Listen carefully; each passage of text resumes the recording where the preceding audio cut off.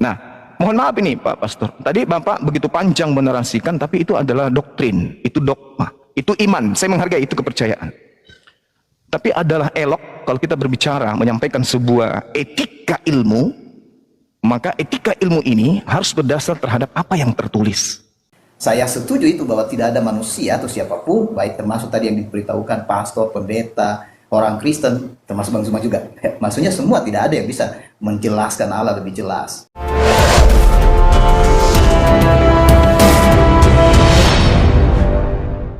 Ada satu pernyataan di dalam Alkitab, yaitu bagaimana sikap kerendahan yang ditunjukkan kepada manusia karena dosa itu muncul karena ketinggian hati atau kesombongan.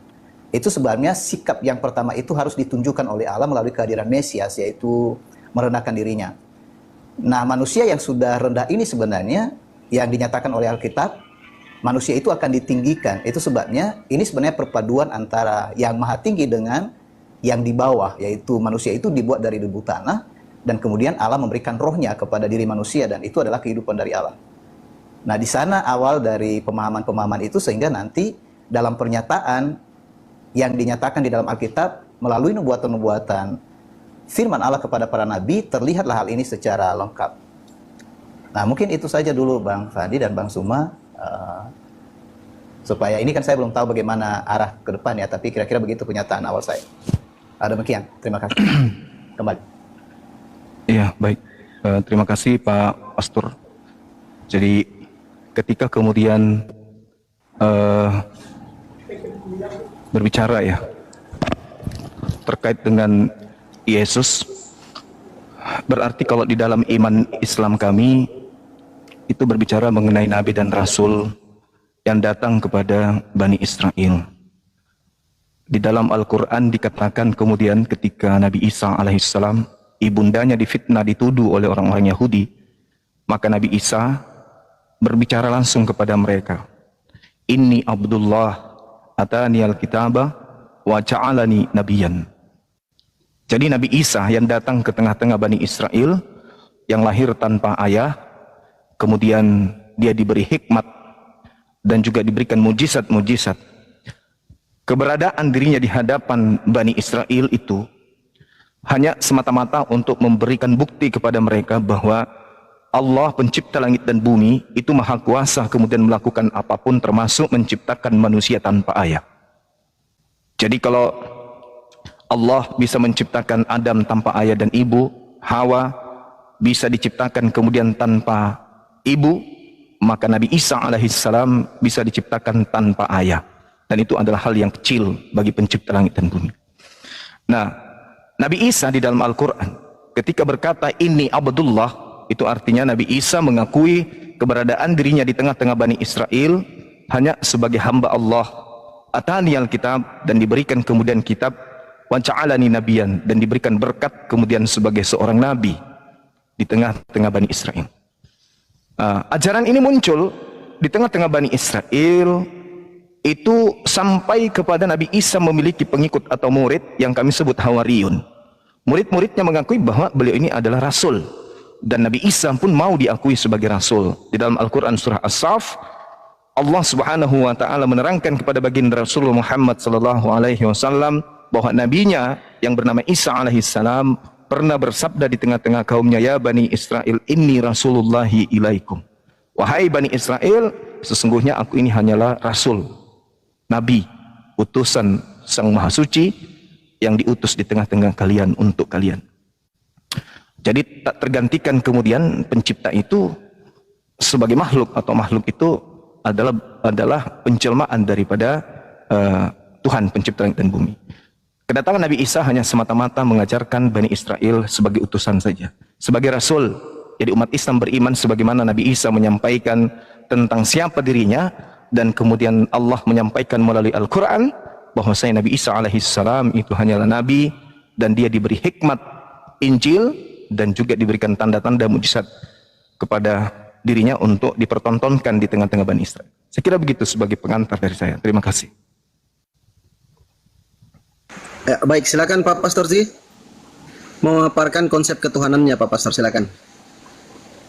Baik, sekali lagi makasih Bang Zuma yang sudah menyampaikan apa yang dipandang dari sudut Al-Quran dan juga kepercayaannya. Jadi ini mengalir aja ya Bang Fadi ya. Jadi Bang Zuma ngomong, saya ngomong ya. Siap. Ya, jadi nah itu baik. Saya terima kasih saya bisa mendengar apa yang dijelaskan oleh Bang Zuma tentang apa yang diyakini, yang dipercaya juga teman-teman dari Islam dan juga Bang Zuma sendiri, dan apa yang dipaparkan dalam Al-Quran. Nah, di dalam Alkitab yang saya lihat siapa Yesus Kristus itu, dan ini penuh dengan nubuatan sebelum kedatangannya. Nah, nubuatan yang dimaksud adalah pemberitahuan awal tentang kedatangan Sang Mesias itu, atau istilah yang digunakan dalam Alkitab ada beberapa. Jadi kemesiasan ini sebenarnya nanti yang menjadi pengharapan. Jadi pengharapan yang dimaksud adalah dia yang akan menyelamatkan manusia karena persoalan utama. Jadi persoalan utama yang dihadapi manusia itu sebenarnya adalah dosa. Jadi mengapa Yesus ada? Jadi mengapa Mesias ada? Mungkin sebelum kita kenal nama Yesus, jadi di dalam perjanjian lama itu dikisahkan semua tentang kedatangan dari Sang Mesias. Kalau di dalam Kejadian pasal 3 itu disebut sebagai keturunan perempuan, dan tadi Bang Zuma sudah menyinggung itu, yang dilahirkan tanpa ada ayah gitu. Nah, itu ada kesamaannya di sana ya.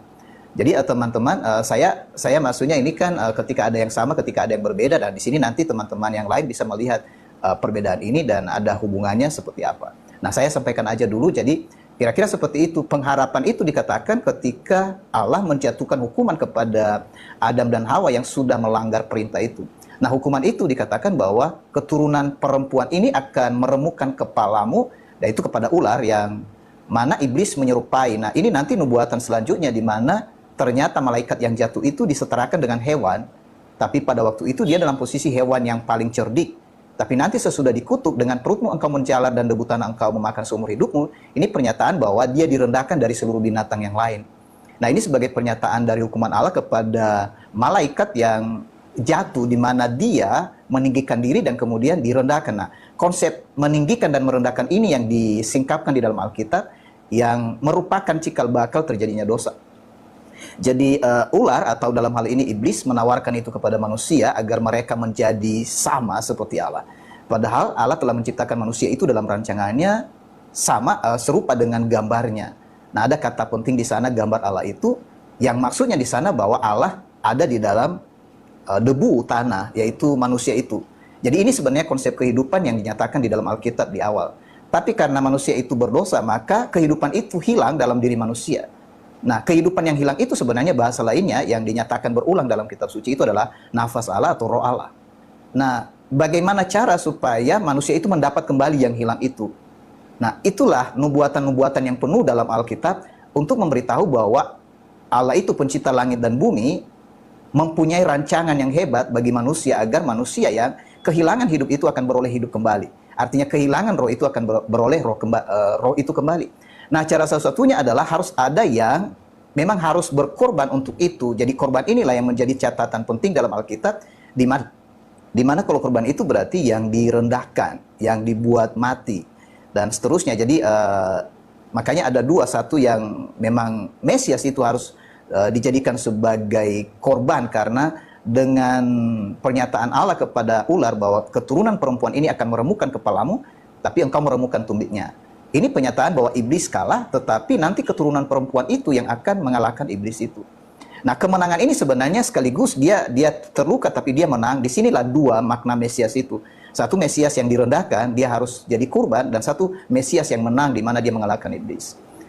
Nah, dan seterusnya dari semua pernyataan kitab suci tentang Mesias itu disampaikan secara pelan-pelan sampai itu menjadi tersingkap bahwa dia yang akan datang itu adalah pengharapan. Dan ada gelar seperti anak perempuan, kemudian anak Daud, kemudian anak manusia, kemudian anak domba, dan seterusnya. Dan sampai di dalam perjanjian baru disebutkan bahwa itu adalah anak yang maha tinggi, anak Allah gitu. Nah, istilah-istilah ini sebenarnya adalah istilah-istilah yang masih bersifat bayangan, sampai pada akhirnya kita mengenal bahwa yang dijanjikan itu, yang datang itu untuk dosa itu adalah ternyata itu Mesias yang wujudnya ada di dalam diri Yesus Kristus. Nah, boleh dikatakan dalam Alkitab dikisahkan bahwa kedatangan Yesus itu untuk memenuhi apa yang dibuatkan dalam Alkitab. Jadi dia adalah tokoh atau figur yang disampaikan oleh para nabi tentang seorang yang akan menyelamatkan dan memimpin manusia agar mereka memperoleh hidup kembali.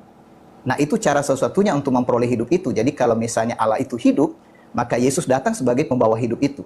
Sedangkan para nabi memberitahukan bahwa akan datang hidup itu, dan itulah di dalam diri Mesias. Nah, Mesias inilah yang nanti menjadi pengharapan bagi semua orang, yang bukan sebenarnya hanya bagi bangsa Israel, tetapi semua orang yang ada di dalam dosa.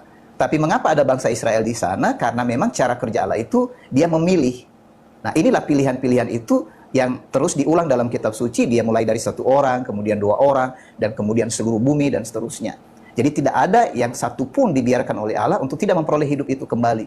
Jadi jalan ini ditetapkannya sejak semula dengan cara yang boleh dikatakan tidak sekaligus diselamatkan semua orang atau dipulihkan rohnya itu kepada setiap manusia, tetapi melalui pilihan ini tadi. Jadi siapa yang dia pilih, ya kira seperti itu. Dari orang-orang ini dipilih nanti dari Adam, kemudian di sana diambil Hawa, dan seterusnya. Kemudian Habil hilang, diganti dengan Set, dan sampai kepada Nuh yang dipilih pada masa itu, dan itu yang diselamatkan. 8 orang di dalam batra, kemudian dipilih lagi Abraham, dipilih lagi, dan seterusnya sampai kepada keturunan bangsa Israel. Nah, yang menarik dari sana, keturunan yang digariskan itu, yang menjadi berkah bagi semua bangsa itu adalah Mesias. Dia yang akan menyelamatkan umatnya dari mana?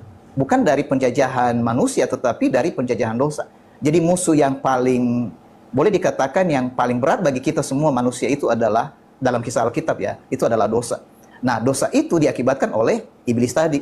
Jadi iblis, dosa, dan dosa itu menghasilkan kematian atau kehilangan roh Allah. Itu bahasa lain sebenarnya yang dimaksud dengan kematian atau maut atau kematian kekal dan seterusnya. Jadi ini rancangan Allah melalui kehadiran Sang Mesias yang adalah dia jadi penebus dan sekaligus menjadi penyelamat. Nah, itu yang bisa saya tambahkan dari penjelasan ini, Bang Zuma. Kembali ke Bang Zuma. Ya, makasih. Silakan Bang Zuma.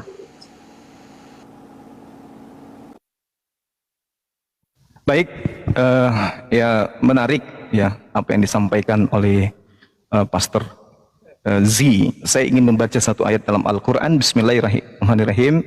Ya'iduhum wa yumannihim wa ma ya'iduhum syaitan illa gurura. Jadi Allah Subhanahu wa taala menerangkan ya'iduhum wa yumannihim wa ma ya'iduhum syaitan illa gurura. Itu yang diterangkan oleh Al-Qur'an. Bahwa orang-orang ketika berbicara mengenai konsep ketuhanan, Allah Subhanahu wa taala mengatakan setan memberikan janji kepada mereka, setan membangkitkan angan-angan kosong mereka. Bahkan Allah Subhanahu wa taala menjelaskan bahwa setan itu hanya menjanjikan tipuan-tipuan belaka. Nah, ada hal yang menarik di sini ketika kita berbicara mengenai pencipta alam semesta. Di dalam Al-Qur'an diterangkan rancangan Tuhan kemudian terhadap manusia, wa ma khalaqtul jinna wal insa illa liya'budun. Jadi pencipta alam semesta menciptakan kita tujuannya hanya satu, yaitu beribadah. Bukan menggantikannya dengan embel-embel Tuhan menjadi bayi, Tuhan menjadi anak, Tuhan mati dan seterusnya. Itu tidak ada diajarkan oleh para nabi, kecuali hanya sentilan-sentilan orang yang tidak paham tentang ketauhidan, tidak paham tentang Tuhan. Lalu kemudian ketika kita berbicara mengenai Tuhan, yang bisa menjelaskan tentang dirinya adalah Tuhan itu sendiri. Qul huwallahu ahad, Allahus samad, lam yalid wa lam yulad wa lam yakul lahu kufuwan ahad. Tuhan yang menjelaskan dirinya, bukan manusia yang membuat kerangka cerita, menggabungkan kemudian cerita-cerita menjadi satu cerita di kisah, lalu mengatakan itu adalah Tuhan untuk menyelamatkan manusia. Sederhana, para nabi itu ketika mengajarkan konsep keselamatan, la ilaha illallah. Kaumnya Nabi Musa, Musa Rasulullah. Kaumnya Nabi Isa, Isa Rasulullah. Kaumnya Nabi Muhammad, Muhammad Rasulullah. Sederhana. Maka orang itu akan mendapatkan hidup yang kekal. Dan saya rasa juga Yesus mengajarkan itu. Nabi Isa pun mengajarkan itu. Ma qultu lahum illa ma amartani bi ani abudullah rabbi wa rabbakum. Isa alaihissalam mengajarkan kepada umatnya hanya menyembah kepada hakikat yang maha suci. Yang namanya Tuhan maha suci, mustahil ada titik noda. Mustahil kemudian Tuhan pencipta langit dan bumi ini menjadi sesuatu yang rendah, menjadi sesuatu yang hina.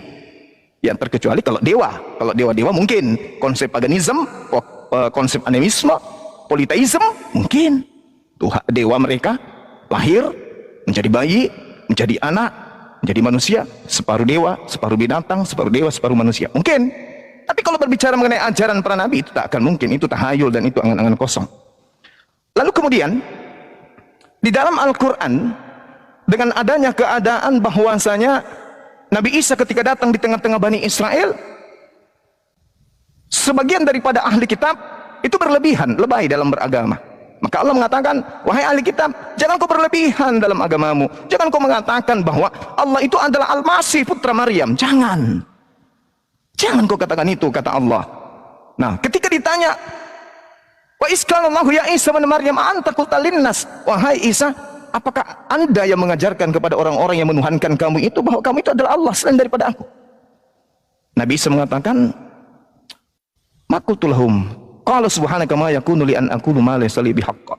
Maha suci Engkau ya Allah, aku tidak akan mungkin mengatakan sesuatu yang bukan hakku untuk aku katakan dan aku sampaikan. Nah, mohon maaf ini Pak Pastor, tadi Bapak begitu panjang menarasikan, tapi itu adalah doktrin, itu dogma, itu iman. Saya menghargai itu kepercayaan. Tapi adalah elok kalau kita berbicara menyampaikan sebuah etika ilmu, maka etika ilmu ini harus berdasar terhadap apa yang tertulis. Bukan asumsi iman, bukan angan-angan kosong, bukan pendalaman tafsir terhadap kitabnya agama lain.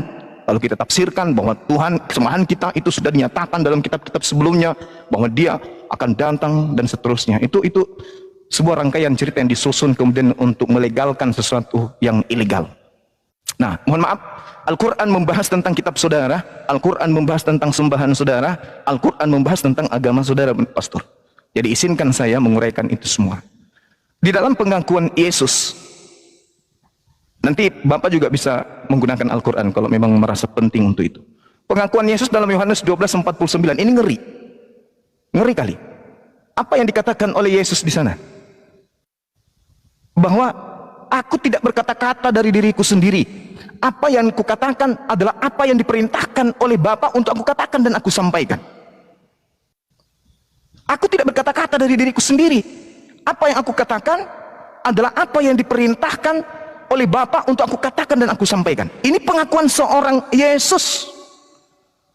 Tapi mohon maaf, seorang pastor berbicara mengenai Yesus ya sesuai dengan iman, sesuai dengan kepercayaan, melebihi kapasitas Yesus sendiri.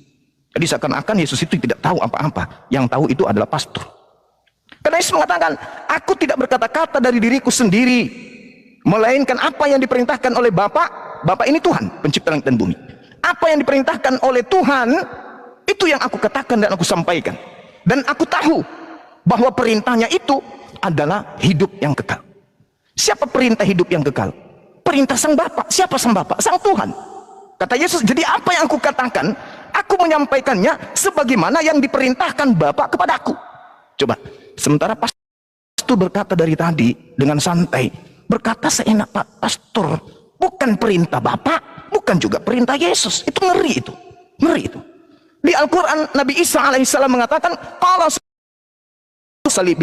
saya Nabi Isa yang bisa membangkitkan orang mati dengan izin Allah, membuat orang kusta sembuh dengan izin Allah, membuat orang buta, orang lumpuh sembuh karena izin Allah. Tak berani ngomong seenak perut tentang Tuhan. Padahal di dalam Yohanes 1 nomor 18, coba Bapak lihat di sana dalam original teks, tak ada orang yang bisa menjelaskan tentang Tuhan. Tak ada orang yang bisa menjelaskan, menerangkan, mentafsirkan tentang Tuhan kecuali Yesus. Kata terakhir di situ exegomai, artinya hanya Yesus yang mampu menjelaskan tentang Tuhan. Bukan pastor, bukan pendeta, bukan gereja, bukan jemaat, bukan penatua, bukan semuanya. Yesus yang harus menjelaskan tentang Tuhan itu. Nah, apa penjelasan Yesus tentang Bapa yang telah mengutus dia? Bertentangan dengan iman Pak Pastor, bertentangan dengan apa yang Pak Pastor sampaikan barusan. Sekali lagi saya ingin mengatakan dalam Al-Quran, wa isqalallahu ya Isa bin Maryam anta qutalin nasi tahizuni wa ummi ilaihi min dunillah qala subhanaka ma yakunu li an aqula ma laysa li bihaqq. Maha suci Engkau ya Allah, aku tidak punya hak untuk mengatakan sesuatu yang bukan hakku untuk aku katakan. Apa yang aku katakan? Ma qultu lahum illa ma amartani bi ani a'budullah rabbi wa rabbakum. Aku hanya mengajarkan kepada Bani Israel, sembahlah Allah, Tuhanku dan Tuhanmu. Yohanes 4 nomor 22. Aku dan kalian menyembah apa yang kita kenal, sedangkan mereka mengenal apa yang mereka tidak. Mereka sembah apa yang mereka tidak kenal.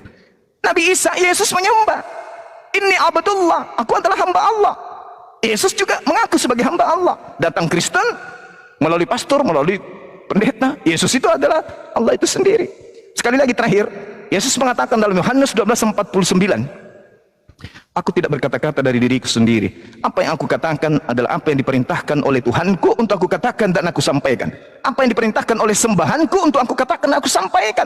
Dan aku tahu, data nomor 50-nya, dan aku tahu bahwa perintah Tuhan itu adalah hidup yang kekal.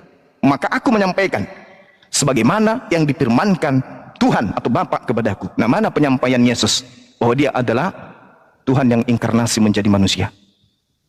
Takkan pernah ada orang Kristen yang menemukan itu, kecuali mungkin esok hari kalau sudah direvisi lagi dalilnya. Demikian Pak Pastor, mohon maaf saya hanya menyatakan sesuai dengan versi kebenaran yang saya tahu. Silakan. Baik, silakan Pak Pastor Zi. Terima kasih Bang Zuma atas pemaparannya aja yang sudah dijelaskan tadi. Jadi apa yang sudah disampaikan tadi saya seperti menangkap beberapa hal. Mungkin saya mulai dengan siapa Sang Bapa menurut Alkitab. Jadi ada tadi seperti pernyataan yang sama. Jadi ketika dinyatakan bahwa siapa yang bisa mengenal Allah itu atau Sang Bapa itu, jawabannya tidak ada yang dapat mengenal Allah selain daripada Dia yang datang dari Allah. Itu adalah Mesias atau Yesus Kristus.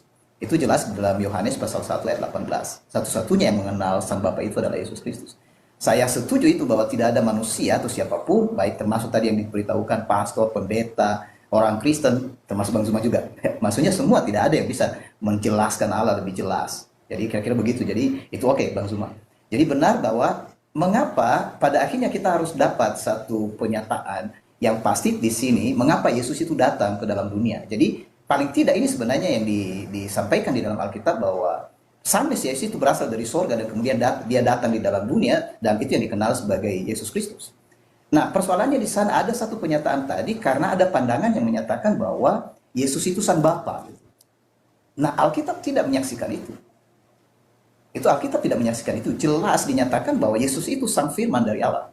Meskipun ada beberapa pernyataan yang memang dia berhubungan dengan Sang Bapa atau Allah itu sendiri, karena memang dia berasal dari sana.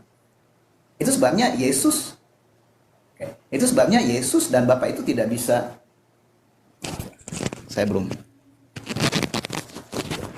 Maaf tadi suaranya mungkin agak jauh karena saya sudah lepaskan mic.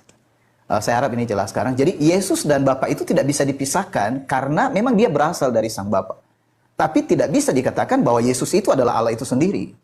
Nah, itu pandangan. Jadi kalau tadi Bang Zuma berkata ada doktrin-doktrin yang disampaikan, nah saya tidak ada di doktrin itu Bang Zuma dan teman-teman semua.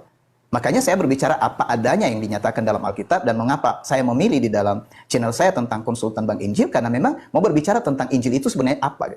Jadi Injil itu sebenarnya jalan dari Sang Bapa itu di dalam Yesus Kristus, di mana mengapa Yesus itu harus merendahkan diri sampai mati, dikubur, dan bukan hanya sampai di tanah, itu sampai di bawah tanah, bahkan di dunia orang mati, tetapi dia menjadi tinggi kembali untuk menunjukkan bahwa manusia yang walaupun sangat rendah dan memang kehilangan kehidupan itu, Allah bisa memulihkan itu melalui kehadiran Mesias ini. Itu yang pertama. Jadi boleh dikatakan siapa Mesias itu, dia itu bukan Sang Bapa, tetapi Mesias itu adalah yang dijanjikan oleh Sang Bapa untuk datang menyelamatkan umatnya. Jadi melalui dialah segala rancangan penciptaan ini dinyatakan kepada manusia bahwa demikianlah Sang Bapa mengasihi kita, mengapa dia menciptakan kita. Jadi saya masuk kepada tujuan dari penciptaan itu tadi. Jadi tujuan penciptaan yang dinyatakan dalam Alkitab sebenarnya adalah supaya Allah itu bisa tinggal di dalam diri ciptaannya itu, yaitu manusia. Itu sebabnya dikatakan dalam Alkitab bahwa orang-orang yang diselamatkan itu atau yang dipulihkan, yang dikembalikan kehidupan itu atau roh Allah itu, mereka itu menjadi tempat kediaman Allah. Nah, kediaman Allah ini bukan baru konsepnya, tetapi sudah sejak penciptaan manusia pertama, di mana manusia itu, Adam dan Hawa, mereka mendapat kehidupan karena roh yang diberikan oleh Allah di dalam hidup mereka. Sehingga boleh dikatakan kehidupan Allah itu dibagi kepada manusia. Nah, itu penyataan di dalam Alkitab. Yang ketiga mengenai penipuan setan. Itu betul, memang setan itu pendusta, pembohong, bapa segala dusta. Dan kalau saya bisa baca satu bagian di dalam Alkitab yang dinyatakan oleh Yesus sendiri ketika dia berbicara kepada orang-orang Farisi dan Saduki, ahli-ahli Taurat pada waktu itu, dan dia berkata kepada mereka, kamu berkata bahwa bapa kami adalah Abraham. Jadi kata Yesus, jikalau sekiranya kamu anak-anak Abraham, tentulah kamu mengerjakan pekerjaan yang dikerjakan oleh Abraham. Jadi di mana terlihat sebenarnya orang-orang yang melakukan kebenaran adalah karena memang perbuatan-perbuatan mereka. Terlihat di perbuatan-perbuatan mereka, bukan di konsep-konsep. Bisa saja kelihatan ada konsep yang benar atau memang tidak benar, tetapi mari lihat apa yang mereka lakukan sesuai nggak apa yang mereka katakan. Memang ini tidak bisa boleh dikatakan digeneralisir aja, Bang Suma. Misalnya kita katakan orang kelompok A, agama B dan sebagainya, begini yang mereka lakukan, karena bisa jadi mereka di dalam status agama itu, tetapi mereka hidup berbeda gitu kan. Jadi misalnya tadi Bang Suma berkata, ya pastor pasti, karena termasuk saya digelar di sini sebagai pastor, pasti melakukan pekerjaan-pekerjaan pastor lain. Bisa saja berbeda, Bang Suma dan teman-teman. Nah, jadi itu sebabnya dikatakan Yesus bahwa kalau kamu berkata kamu keturunan Abraham, tentu kamu melakukan pekerjaan-pekerjaan yang dilakukan oleh Abraham. Salah satu yang ditunjukkan Yesus bahwa kamu tentu tidak akan bersifat ya sombong, arogan atau membunuh. Loh, kamu ini sifatnya membunuh, mempersalahkan. Jadi orang-orang Farisi itu kan pekerjaan mereka menyerang Yesus terus dan ya sebenarnya lawan dari itu adalah mereka tidak punya kasih. Jadi Yesus berkata kepada mereka, jikalau Allah adalah Bapamu, kamu akan mengasihi aku sebab aku keluar dan datang dari Allah, dan aku datang bukan atas kehendakku sendiri, melainkan Dialah yang mengutus aku. Jadi di sana sebenarnya kita bisa mengerti bersama-sama bahwa kesaksian dari Alkitab menyatakan bahwa memang Yesus itu datang dari Sang Bapa dan Dia bukan Sang Bapa itu. Itu harus dihargai, penyataan itu nggak bisa diubah. Jadi kalau misalnya pada akhirnya tadi kan ini karena berhubungan dengan konsep ketuhanan. Mengapa, jadi saya tambahkan di sini catatannya, mengapa pada akhirnya Yesus itu disebut sebagai penguasa? Nah, kata penguasa ini sebenarnya dimulai dalam penjelasan kitab suci ketika manusia diciptakan, di mana Adam dan Hawa itu diberi mereka kuasa atas bumi dengan 3 wilayah yang disebut laut, darat, dan udara. Atas ikan di laut, burung di udara, dan hewan di darat. Pelambangan ini sebenarnya kita mengerti berikutnya bahwa penguasa atas 3 wilayah itu adalah roh-roh jahat termasuk iblis. Jadi dikatakan bahwa manusia yang memiliki roh Allah, mereka punya kuasa atas. Nah, setan-setan ini termasuk iblis. Jadi bukan kepada manusia. Nah, ini kesalahannya Bang Zuma dan teman-teman. Banyak orang tidak menyadari mereka malah menguasai sesamanya gitu. Itu bukan perintah Allah. Perintah Allah itu kepada kita. Musuh kita itu hanya satu, iblis. Dan semua pasukannya itu bukan di antara kita, bukan orang yang berbeda agama. Kita ini sebenarnya semua sahabat, hanya karena kita memang sudah saling tidak kenal, karena yang kita kenal masing-masing menurut jalan kita. Tapi kalau ini dikenal, kita memperoleh hidup yang sama, kita memiliki roh yang sama, di antara kita tidak ada pertentangan, lebih dari toleransi. Karena yang di dalam kita adalah kasih. Kasih itu hanya muncul ketika seseorang memperoleh hidup kembali. Tapi orang yang dalam status kematian, tidak mungkin ada kasih. Dan mereka ada permusuhan. Dan ini yang terjadi di awal dengan manusia yang pertama itu, di mana mereka kehilangan kasih, kehilangan roh Allah, kehilangan kehidupan. Makanya keturunan berikutnya disebutkan dalam Alkitab semata-mata jahat. Makanya disebut orang-orang yang jahat itu disebut sebagai keturunan ular beludak atau keturunan iblis. Karena sifat mereka yang termasuk yang sangat menonjol itu adalah membunuh. Karena sesudah dosa, keturunan Adam pertama itu Kain membunuh adiknya sendiri Habel gara-gara ibadah. Itu persoalannya di sana. Nah, segitu dulu mungkin yang saya respon dari apa yang disampaikan Bang Zuma tadi sehubungan dengan ketiga hal itu. Kembali ke Bang Zuma. Baik, terima kasih. Mungkin setelah Bang Zuma ngomong langsung tiktokan aja ya. Saya izin perbesar saja gambarnya semua. Kita gini aja. Silakan Bang Zuma. Iya, baik. Jadi ada hal menarik kemudian ketika Pak Pastor kemudian mengatakan bahwasanya apa yang saya sampaikan itu betul. Lalu keadaan yang ada saat ini adalah bahwa pastor itu mengajarkan kemudian menyembah Yesus. Kenapa hal itu bisa terjadi? Karena di dalam pengakuan Bible itu sendiri, itu diterangkan di dalam Filipi 2 nomor 6, nomor 7, nomor 8. Di situ ada kata theos. Jadi yang inkarnasi merendahkan diri kemudian menjadi manusia, itu adalah theos itu sendiri. Hos on morphe theos. Yang walaupun dikatakan di situ, yang walaupun dalam rupa theos tidak mempertahankan kemudian keteosannya, tidak mempertahankan aspek ketuhanannya. Ou hegenos esos theos herpakmes, melainkan dia mengosongkan dirinya. Nah, ini nanti dikatakan bahwa ketika dia adalah Tuhan, theos tidak mempertahankan, melainkan mengosongkan dirinya. Mengosongkan diri di sini artinya melepaskan keilahian, melepaskan ketuhanannya, lalu mengambil daging, lalu sama seperti manusia, lalu rendah dari manusia, taat hingga mati di atas tiang salib. Nah, inilah yang diterangkan oleh Al-Quran. Apakah engkau mengajarkan kepada mereka untuk mengatakan bahwa dirimu itu adalah Tuhan selain daripada aku? Nabi Isa mengatakan tidak. Aku tidak pernah mengajarkan apa yang bukan hakku untuk aku katakan. Nah sekarang permasalahannya kalau Pak Pendeta berbicara mengenai roh, iblis dan seterusnya, dari awalnya aja sudah keliru. Karena Nabi Isa mohon maaf ini saya harus berbicara mengenai skala Islam juga supaya saya tidak disebut satu arah. Wa iskala Allahu ya Isa bin Maryam anta qulta linnas, apakah engkau yang mengajarkan itu? Kata Nabi Isa tidak. Nah, terbukti di dalam Al-Qur'an surah As-Saff, wa iskala Isa bin Maryam ya bani Israil inni rasulullahi ilaikum musaddiqan lima baina yadayhi minat Taurah wa mubasysyiran bi rasul ya'ti min ba'dihi ismuhu Ahmad. Jadi Nabi Isa menerangkan, aku menjelaskan Taurat, aku menguraikan Taurat, bahwa Taurat itu adalah hukum yang harus dipraktekkan dalam kehidupan, tidak boleh dibatalkan kemudian.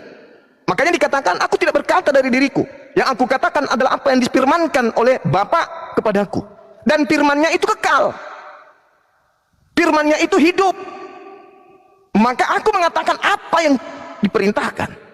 Nah sekarang mana perintah Tuhan kepada Yesus agar mengajarkan orang-orang Roma, mengajarkan orang-orang Yunani, karena mereka adalah Kristen mula-mula, orang-orang yang tidak bersunat, untuk kemudian menyatakan item-item yang digunakan oleh gereja untuk mendoktrin dan mendogma jemaat sehingga mereka menuhankan Yesus. Sedangkan roh yang datang menurut Nabi Isa dan juga menurut Yesus itu bukan dirinya, melainkan roh kebenaran yang akan berkata-kata kemudian. Apa yang dikatakan oleh roh kebenaran itu bukan dari dirinya sendiri. Coba dibaca dalam Yohanes 16 nomor 13. Melainkan apa yang didengarkan kemudian oleh roh kebenaran itu yang disampaikan. Nah ternyata menurut Yesus dalam Yohanes 16, dia harus pergi, wajib. Sebab kalau dia tidak pergi, roh kebenaran itu tidak akan datang. Roh kebenaran inilah yang mengajarkan kemudian, wa ilahukum ilahu wahid, la ilaha illa huwa. Roh kebenaran itu yang mengatakan itu, qul huwallahu ahad, Allahus samad, lam yalid wa lam yulad wa lam yakul lahu kufuwan ahad. Bahwa Tuhan itu tidak beranak, tidak diperanakkan. Tuhan itu tidak setara dengan apapun. Laisa kamitslihi syai', dan itu diajarkan para nabi. Jadi roh kebenaran ini menghantarkan manusia kepada kaidah kebenaran, menyembah kepada esensi yang maha suci, bukan menyembah kepada manusia yang ketika bayi berak celana, kencing di celana, tak mampu kemudian dia bersihkan dirinya tanpa ibunya. Bukan seperti itu. Karena Tuhan itu maha suci, subhanahu wa ta'ala, maha suci dan maha tinggi Tuhan itu. Maka tidak mungkin kemudian dia turun merendahkan dirinya dengan berbagai embel-embel cerita yang dibangun kemudian. Itu mustahil. Itu tidak ada itu. Kenapa? Yesus tak mengajarkan, Nabi Isa tak mengajarkan, Nabi Musa tidak mengajarkan, Daud tidak mengajarkan, semua para nabi tidak mengajarkan. Kaidahnya kemudian adalah roh kebenaran itu datang membimbing manusia kepada kebenaran. Nah, Yesus memiliki pesan akhir, hidup kekal. Itu adalah mereka mengenal engkau satu-satunya Tuhan yang benar, dan mengenal aku sebagai utusan rasul. Jadi melenceng daripada itu, pasti yang mengajarkan adalah roh jahat. Karena Yesus yang menerangkan, ma qultu lahum illa ma amartani bi ani abudullah rabbi wa rabbakum, Tuhanku dan Tuhanmu. Bedanya aku dan kamu manusia biasa, aku nabi, aku rasul. Allah berfirman kepadaku, firman datang kepadaku, lalu aku sampaikan kepadamu. Yohanes 12 nomor 49 nomor 50. Firman Tuhan itu adalah hidup kekal. Maka aku menyampaikan apa yang diperintahkan oleh Bapa untuk aku sampaikan. Nah, mana yang disampaikan oleh Bapa kepada Yesus? Wahai Yesus, sampaikan kepada manusia agar menyembah dirimu, agar menganggap dirimu adalah inkarnasi Tuhan, agar menganggap dirimu adalah penjelmaan, teofani, dan seterusnya. Ajarkan kepada manusia. Tak ada perintah itu, tak ada. Makanya Pak Pastor, Yesus menerangkan kemudian di dalam Matius 24 nomor 15 sampai nomor 27. Bagaimana si pembinasa keji itu nanti akan mengajar kemudian manusia, menyesatkan manusia dengan mengawali bahwa dia mengaku bertemu dengan Yesus di padang gurun, bertemu dengan Yesus di dalam bilik. Kata Yesus, jangan kau percaya, sebab kedatanganku yang kedua nanti seperti kilat yang menyambar dari timur sampai ke barat. Begitulah kedatangan Yesus yang kedua kalinya. Jadi orang yang mengaku ketika ke Damsyik bertemu, siapakah engkau Tuhan? Jangan kau percaya, kata Yesus. Menulis 13 buku, Roma, Filipi, dan seterusnya, jangan kau percaya, kata Yesus. Nah itu makanya Pak Pendeta saya mengatakan bahwa Al-Quran kami menolak ajaran Kristen, Yesus juga menolak ajaran Kristen. Dan itu bisa saya buktikan. Matius 7, nomor 22 sampai nomor 23. Orang yang memanggil Yesus Tuhan, bermujizat pakai nama Yesus, bernubuat pakai nama Yesus, mengusir setan pakai nama Yesus. Apa kata Yesus? Aku tidak mengenal kamu, enyahlah daripadaku, kalian semua adalah pembuat kejahatan. Jadi jelas, roh-roh yang ada pada diri Kristen itu, mohon maaf, itu adalah roh jahat. Itu roh jahat. Kenapa? Karena diusir oleh Yesus. Kalau yang ada dalam diri Kristen itu adalah roh kebenaran, mustahil Yesus mengusir. Karena Yesus mengatakan, mengawali ucapannya, waspadalah kepada nabi-nabi palsu yang akan datang kepadamu, dari buahnya kau akan mengenal mereka. Bukan setiap orang yang berseru kepada aku, Tuhan, Tuhan, akan masuk ke dalam kerajaan surga, melainkan dia melakukan kehendak Bapakku yang ada di surga. Nah, atas kehendak siapa Kristen menuhankan Yesus? Atas kehendak siapa orang Kristen ibadah hari Minggu? Atas kehendak siapa orang Kristen makan babi tidak bersunat? Kehendak Bapak? Bukan. Sekira begitu ya. Sementara Pak Pastor, ini kita mengedukasi aja, silahkan netizen yang menilai. Saya berharap sekali ketika Pak Pastor itu menguraikan sebuah argumentasi itu dikuatkan dengan data atau dalil. Seperti itu. Makasih. Ya, silakan Pak Pastor. Iya, makasih kembali Bang Zuma. Apa yang sudah disampaikan tadi, dan saya mulai dari, mungkin saya perlu jelaskan tentang mengapa ada pernyataan di dalam Alkitab menyembah kepada Yesus. Jadi praktek menyembah kepada Yesus itu terjadi di antara orang-orang mulai dari ketika Yesus masih lahir, masih bayi ya. Jadi misalnya kita kasih contoh orang-orang dari orang Majus ya. Dan kemudian dalam penjelasan banyak tulisan-tulisan dalam kitab suci, orang-orang menyembah kepada dia karena perbuatan-perbuatan yang ajaib, termasuk para pengikutnya. Misalnya ketika selesai mereka melihat dia, ketika Petrus turun di air, berjalan di atas air, kemudian dia hampir tenggelam, lalu diselamatkan oleh Yesus, lalu kembali mereka di atas perahu, dan di sana murid-murid itu menyembah dia dan seterusnya. Nah, soal menyembah kepada Yesus itu sebenarnya kadang kan dibuat pengertian ini kenapa seperti ada praktik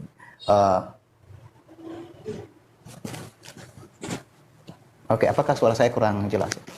Bagus, lanjut Pak Pastor. Lanjut. Oke, ya, makasih. Jadi maksudnya penyembahan kepada Yesus itu sebenarnya bukan satu doktrin, atau bukan karena orang-orang Kristen, atau bukan karena siapa-siapa. Melainkan itu memang sikap yang spontan dari setiap orang yang mengalami sesuatu pada waktu itu. Yang menariknya di sana tidak ada penolakan kepada penyembahan itu. Beda dengan misalnya kita tahu dalam catatan Alkitab, ada orang-orang yang menyembah kepada malaikat, misalnya seperti Yohanes waktu dia mendapat penglihatan, dan malaikat itu langsung berkata, oh tidak, kita sama. Oleh sebab itu, kamu tidak boleh menyembah kepadaku. Jadi mengapa Yesus menerima penyembahan itu? Karena penyembahan itu sebenarnya kepada Sang Bapa. Karena sekali lagi, itu maksud mengapa dikatakan bahwa Bapa dan Yesus itu satu. Jadi Yesus itu tidak pernah mengambil sesuatu dalam dirinya tentang segala sesuatu, termasuk pelaksanaan kehendak Sang Bapa. Dia tidak pernah melakukan itu dari dirinya sendiri. Nah, mungkin ini yang seperti sangat sangat buram kepada semua orang yang melihat maksud dari catatan Alkitab mengapa Yesus disembah. Jadi mulai dari sana pengertian itu, penyembahan itu sebenarnya karena kuasa yang terjadi, yang dinyatakan oleh tokoh itu. Jadi di sana ketika Yesus disembah sebagai penguasa itu, makanya dia disebut sebagai kurios atau Tuhan, atau memang terjemahan yang dikatakan Tuhan itu bukan maksudnya Tuhan, maksudnya Allah, Sang Bapa. Itu Alkitab dengan tegas membedakan itu. Nah, jadi teman-teman yang bisa mengikuti ini penjelasan yang saya berikan sesuai dengan apa yang ada di dalam Alkitab, boleh dipelajari sendiri. Kalau misalnya mau pelajari khusus itu bisa dibahas secara detail ya. Karena ini kan kita berbicara secara global saja dan umum gitu kan. Nah, jadi sembah sujud itu adalah respon karena melihat yang datang itu memiliki kuasa dan wewenang. Nah, ketika Yesus berkata kepada murid-muridnya, segala kuasa ya dan wewenang di sorga dan di bumi telah diserahkan kepadaku, itu sebagai penegasan terakhir sebelum dia meninggalkan bumi ketika dia naik ke sorga, bahwa memang dia adalah penguasa yang diserahkan oleh Sang Bapa itu sendiri. Jadi dia bukan mengambil wewenang itu. Sebenarnya di sana teman-teman, tentang Yesus ini pertentangannya bukan antara manusia, melainkan antara iblis. Karena iblis itu adalah malaikat yang jatuh yang menginginkan wewenang dan kuasa atas dirinya. Itu sebabnya dia mau mengambil kuasa itu. Dan yang menariknya, Allah memberi dia wewenang itu seperti di bumi, dia menjadi berkuasa, jadi penguasa dunia. Nah, makanya nanti nggak bisa dibedakan orang-orang yang tidak mengenal jalan Allah, ini sebenarnya penguasa bumi ini siapa? Iblis atau Kristus? Padahal sudah ditetapkan di awal bahwa iblis itu sudah dikalahkan dan memang sudah dinyatakan dia kalah, tapi dia menunjukkan seolah-olah dia punya kuasa. Nah, di sana, jadi saya mulai dari situ. Dan yang kedua tentang Kristen mula-mula itu, sebenarnya mereka itu bukan Romawi atau Yunani. Mereka itu adalah orang-orang dari antara orang-orang Israel atau orang Yahudi yang percaya, dan kita bisa melihat itu catatan kitab suci, bahwa orang-orang yang percaya itu termasuk murid-murid yang pertama itu semuanya dari antara orang Yahudi. Karena memang itu rancangan Allah dan buatan Allah, karena sekali lagi yang saya katakan tadi, Allah memilih, jadi ketika dia memilih, dia mulai dari satu orang atau dia mulai dari kelompok tertentu untuk membawa berita itu ke seluruh bumi. Makanya nanti kalau kita bisa melihat teman-teman mempelajari apa yang dicatat dalam Alkitab, di Alkitab itu kan diberitahu bahwa Allah berfirman, dia berkata-kata, kemudian kata-kata itu ditulis, dan itu yang menjadi tulisan-tulisan dalam kitab suci. Tapi kemudian kata-kata itu ternyata ada wujudnya, dan itulah firman Allah yang hidup, Yesus Kristus, dan kemudian berita tentang Yesus Kristus itu disebarkan, itulah Injil. Kira-kira seperti itu. Jadi ada 4 di sini kategori firman. Itu yang pertama firman yang diucapkan Allah, firman yang ditulis oleh para nabi, dan kemudian firman yang telah menjadi manusia, dan kemudian firman, yaitu Injil itu tadi, yang disebarkan oleh para rasul, dan seterusnya. Nah, itu sekedar informasi saja. Dan jadi sekali lagi, apa yang menjadi pengenalan ajaran tentang Allah di dalam kitab suci itu bukan berdasarkan ajaran Kristen, karena memang udah jelas tadi Yesus itu tidak mengenal ajaran Kristen gitu kan. Kalau ada ajaran-ajaran Kristen yang beragam sekarang ini, pasti Yesus tidak kenal itu, karena dia menyatakan ajarannya. Ajaran yang dibawanya itu adalah dari Sang Bapa untuk menegaskan isi dari kitab Taurat, Zabur atau Mazmur dan nabi-nabi. Jadi dia datang sebenarnya untuk membuka rahasia apa yang tertulis dalam kitab-kitab sebelumnya ini gitu kan, yaitu kitab Taurat, Mazmur dan nabi-nabi. Nah, sekali lagi Yesus tidak mengenal ajaran itu. Jadi apa yang disampaikan oleh Yesus sebenarnya ajaran yang dia sampaikan itu kepada mereka, dia berkata kepada murid-muridnya, dan ajarlah mereka menaati atau melakukan segala sesuatu yang telah kuperintahkan kepadamu, dan ketahuilah aku menyertai kamu sampai kesudahan zaman. Kan kita mau mengecek perintah apa yang disampaikan kepada mereka. Perintah itu sebenarnya intinya kasih. Berarti sama dengan apa yang disampaikan di awal sekali, karena nabi yang dikenal di antara bangsa Yahudi itu adalah Musa. Itu sebabnya selalu berkaitan dengan hukum Musa atau hukum Taurat. Jadi Yesuslah yang menggenapi segala sesuatu yang dinyatakan dalam hukum Taurat. Itulah yang diajarkannya untuk menjelaskan kepada mereka lebih terang. Ini yang disampaikan misalnya di dalam Lukas pasal 24 ayat 44. Dan inilah yang kukatakan kepadamu ketika aku masih bersama-sama dengan kamu, yaitu bahwa apa yang dikatakan tentang aku di dalam Taurat, Mazmur dan nabi-nabi itu harus digenapi gitu. Dan penggenapan itu berkaitan dengan Mesias harus menderita, mati dan dikubur dan bangkit kembali. Dan di dalam namanya berita tentang 2 hal, pertobatan dan pengampunan dosa harus sampai kepada semua manusia, mulai dari Yerusalem. Jadi mulai dari bangsa pilihan itu. Nah, jadi itu yang menjadi inti daripada pesan-pesan itu, dan mengapa pada akhirnya kita mengenal Yesus itu disembah, bukan karena misalnya orang berkata dia tidak pernah memerintah supaya dia sembahlah aku, dan juga betul itu bahwa Yesus tidak pernah berkata bahwa sembah aku jangan sembah Bapa gitu. Kalau dia berkata bahwa kamu mengenal aku dan mengenal Bapa, percaya kepada aku dan percaya juga kepada Bapa. Maksudnya bahwa kamu mengenal aku dan Bapa itu tidak bisa dipisah gitu. Beda dengan kita, karena kita manusia kan, kita tidak bisa berkata aku dan Bapa adalah satu, karena dari kita itu dipersatukan dengan Bapa sehingga kita semua menjadi satu di dalam Allah gitu. Jadi beda dengan hubungan Kristus itu eksklusif bersama Bapaknya, karena memang dia bukan dari tubuh, tapi dia diberi tubuh. Kembali ke Bang Suma, makasih. Baik, mungkin gini ya, izin para narasumber kalau bisa tiktokan aja, Pak Pastor J sama Bang Zuma silakan langsung tiktokan aja Bang Zuma. Pak Pastor silakan. Oke, jadi saya tanggapi sedikit deh, baru kemudian saya tiktokan sama Pak Pastor. Karena banyak hal menarik kemudian yang harus diluruskan gitu ya dari paparan seorang pastor yang kita hormati. Yang pertama tentang orang Majus. Apa ada yang datang menyembah Yesus. Berarti orang Kristen ini pengikut orang Majus. Kemudian murid-murid juga ketika terjadi badai ya, ketika kemudian dia berjalan di atas air, kemudian murid-murid dikatakan di situ proskeneo, padahal itu hanya sekedar sujud, menghormat, kagum, takjub, bukan menjadikan Yesus itu Tuhan. Dengan demikian Kristen ini pengikut murid. Yesus menyembah Elohim. Kenapa nggak diikuti Yesus? Padahal di dalam Yohanes 3 nomor 16, begitu besar kasih karunia Tuhan akan dunia ini sehingga ia menganugerahkan hambanya yang tunggal. Barang siapa yang percaya kepada Yesus akan memperoleh hidup yang kekal, barang siapa yang tidak percaya akan mati dalam dosanya. Lo kenapa jadi percaya kepada orang Majus? Itu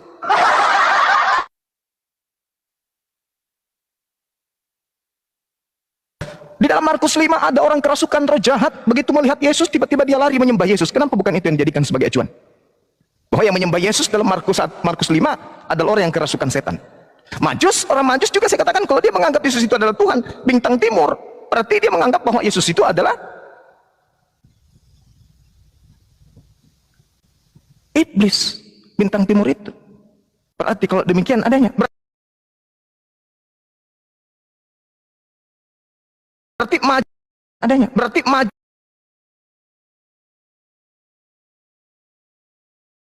kerasukan setan.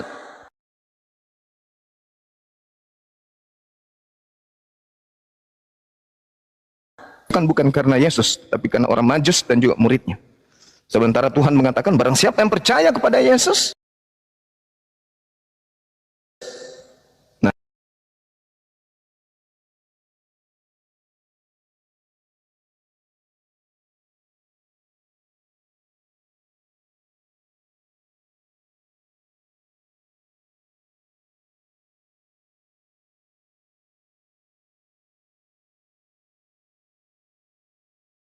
rujukannya harus tertulis. Bentar ya, bentar.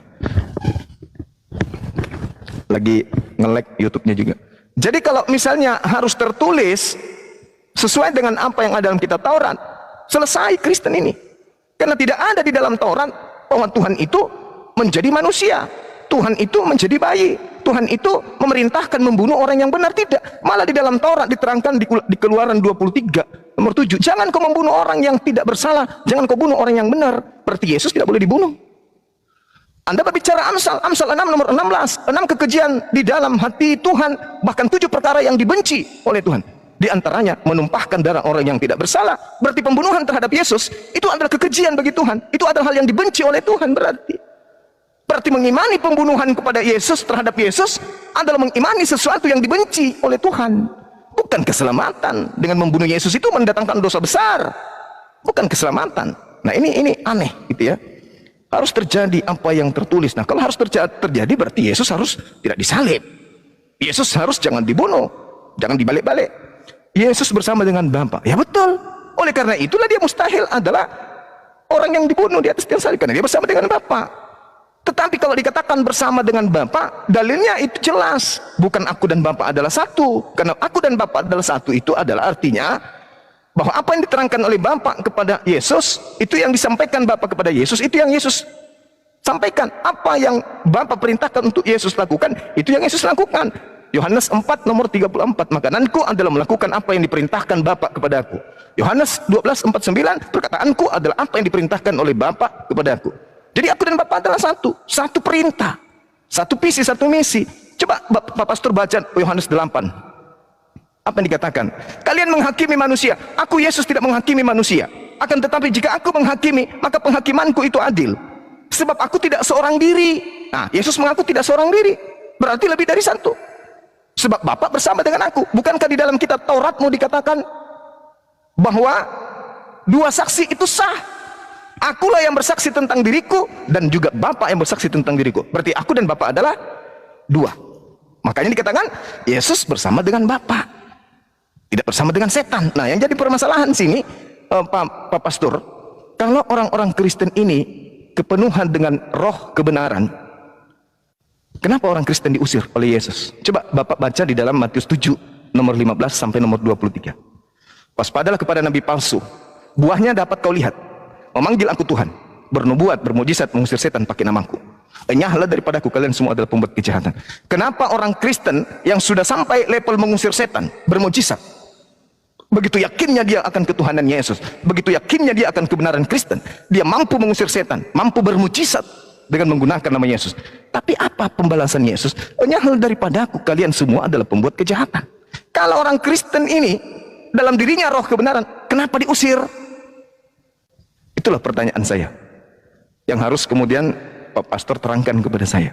Karena Al-Quran kami mengatakan ya'iduhum wa yumannihim wa ma ya'iduhum syaitan illa gurura. Orang Kristen itu berangan-angan, angan-angan kosong, dan kemudian orang Kristen itu hanya dijanjikan oleh tipuan-tipuan belaka oleh iblis.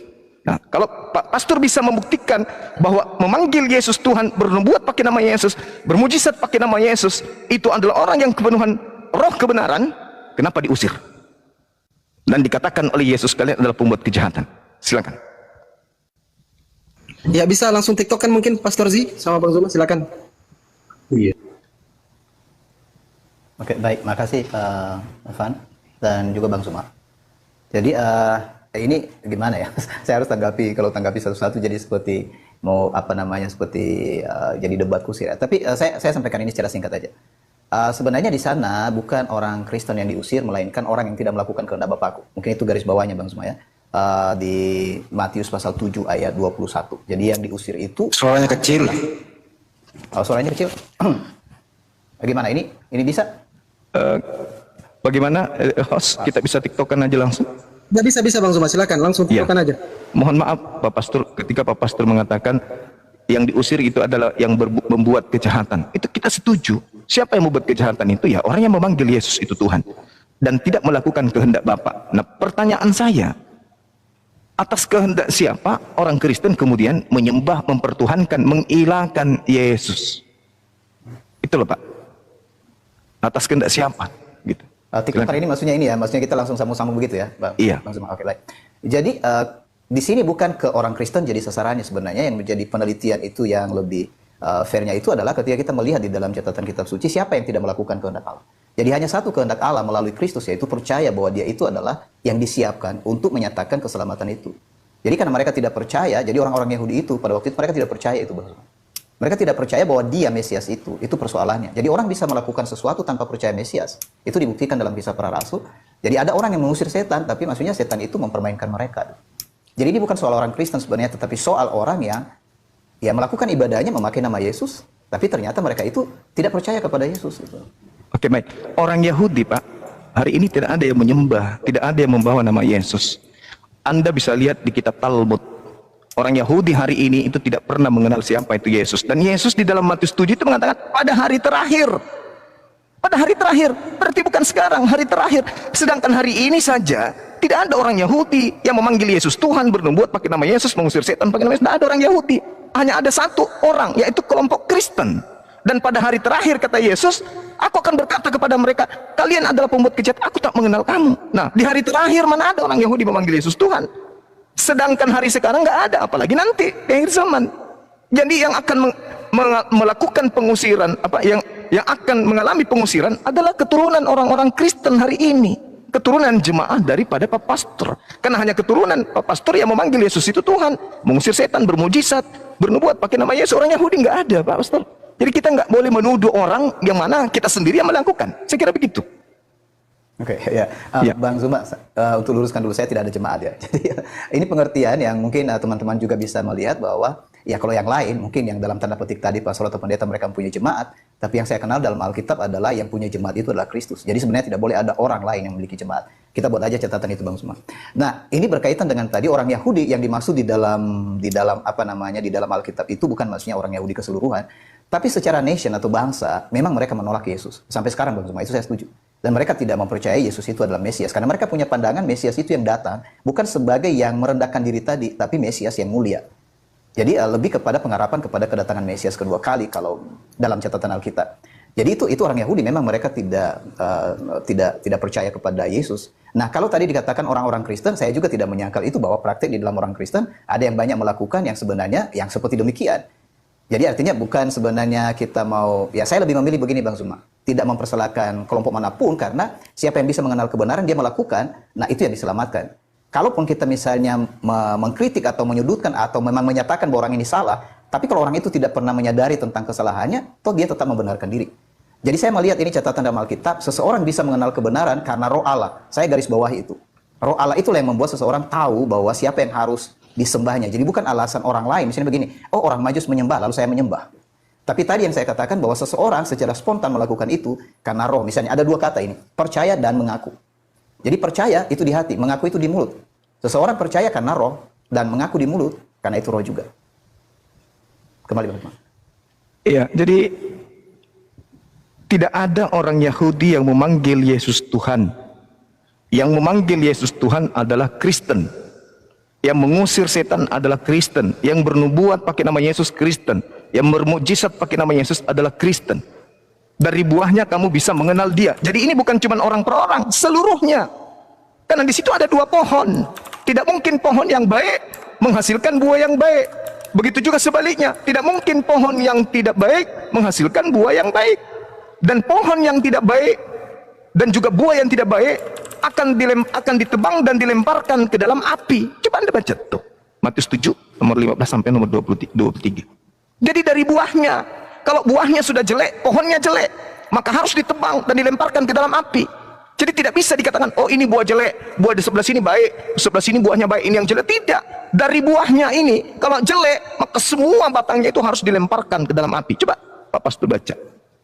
Seperti itu datanya. Kemudian, maka yang ada di atas muka bumi ini, yang memanggil Yesus Tuhan hanya Kristen. Dan faktanya kemudian, tidak ada orang Kristen menyembah Yesus karena perintah Tuhan, perintah Bapa. Bukan setiap orang yang berseru kepada aku, Tuhan, Tuhan akan masuk ke dalam kerajaan surga, melainkan dia melakukan kehendak Bapakku yang ada di surga. Apa kehendak Bapakku itu? Perjanjian lama. Kalau kehendak Bapa dikatakan kasih, kasih betul. Kasih itu adalah dengan setia melakukan segala perintah-perintah Tuhan. Itu disebut kasih. Tertulis di Ulangan 11 nomor 1. Yosua 22 nomor 5. Kasih itu adalah tekun setia melaksanakan seluruh rangkaian perintah-perintah Tuhan. Itu yang disebut kasih. Bukan menghilangkan hukum Tuhan. Lalu kasih itu adalah mengayomi orang, menyantuni orang, memberikan orang Indomie, memberikan masuk rumah sakit, biaya sakit ketika sakit. Bukan itu yang dimaksud kasih. Kasih itu adalah tekun melaksanakan segala perintah-perintah Tuhan. Yesus mengatakan dalam Yohanes 14, jika kau mengasihi aku, maka engkau akan melaksanakan segala pekerjaan-pekerjaan yang aku lakukan. Nah, mana pekerjaan Yesus menyembah Yesus? Tak ada. Mana pekerjaan Yesus kemudian ibadah hari Minggu? Tak ada. Mana pekerjaan Yesus makan babi, tidak bersunat? Tak ada. Natalan? Tak ada, tak ada. Sedangkan Yesus mengatakan, kalau kau mengasihi aku, kamu akan melakukan pekerjaan yang aku lakukan. Yohanes 14:12. Nah, Kristen ini melakukan kehendak siapa? Menyembah Yesus. Roh apa yang merasuki orang Kristen sampai menyembah anak orang? Kan itu permasalahannya, Pak Pastor. Sementara Yesus ketika menerangkan dan berkata dalam Yohanes 11 nomor 42, apa kata Yesus? Engkau tahu, kata Yesus, dia menunjuk ke langit, engkau tahu bahwa aku melakukan apa yang kau kerjakan, dan aku ingin bahwa orang yang banyak mengelilingi aku ini, aku mengatakannya kepada mereka agar mereka percaya bahwa engkaulah yang telah mengutus aku. Berarti Yesus mau dipercaya bahwa dirinya adalah utusan Tuhan, bukan Tuhan. Tapi yang terjadi, orang Kristen menuhankan, makanya ada pengusiran. Maka muncul pertanyaan, roh apa yang merasuki saudara-saudara Kristen sehingga dengan teganya menyembah utusan Tuhan? Yesus malu di hadapan Tuhan. Apa kata Yesus? Pergilah kepada saudara-saudaraku, jangan kau sentuh aku. Katakan kepada mereka, aku akan pergi kepada Tuhanku dan Tuhanmu, Allahku dan Allahmu, ilahku dan ilahmu. Yohanes 20. Jadi mau kayak mana? Kristen ini mau dapat keselamatan itu dari mana? Ini penting, Pak Pastor, sebagai saudara saya itu.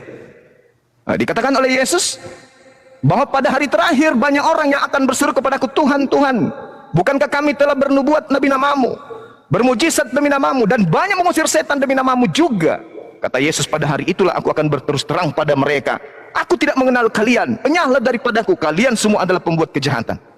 Jadi buahnya dari nabi palsu itu adalah memanggil Yesus Tuhan, bernubuat, bermujizat, mengusir setan.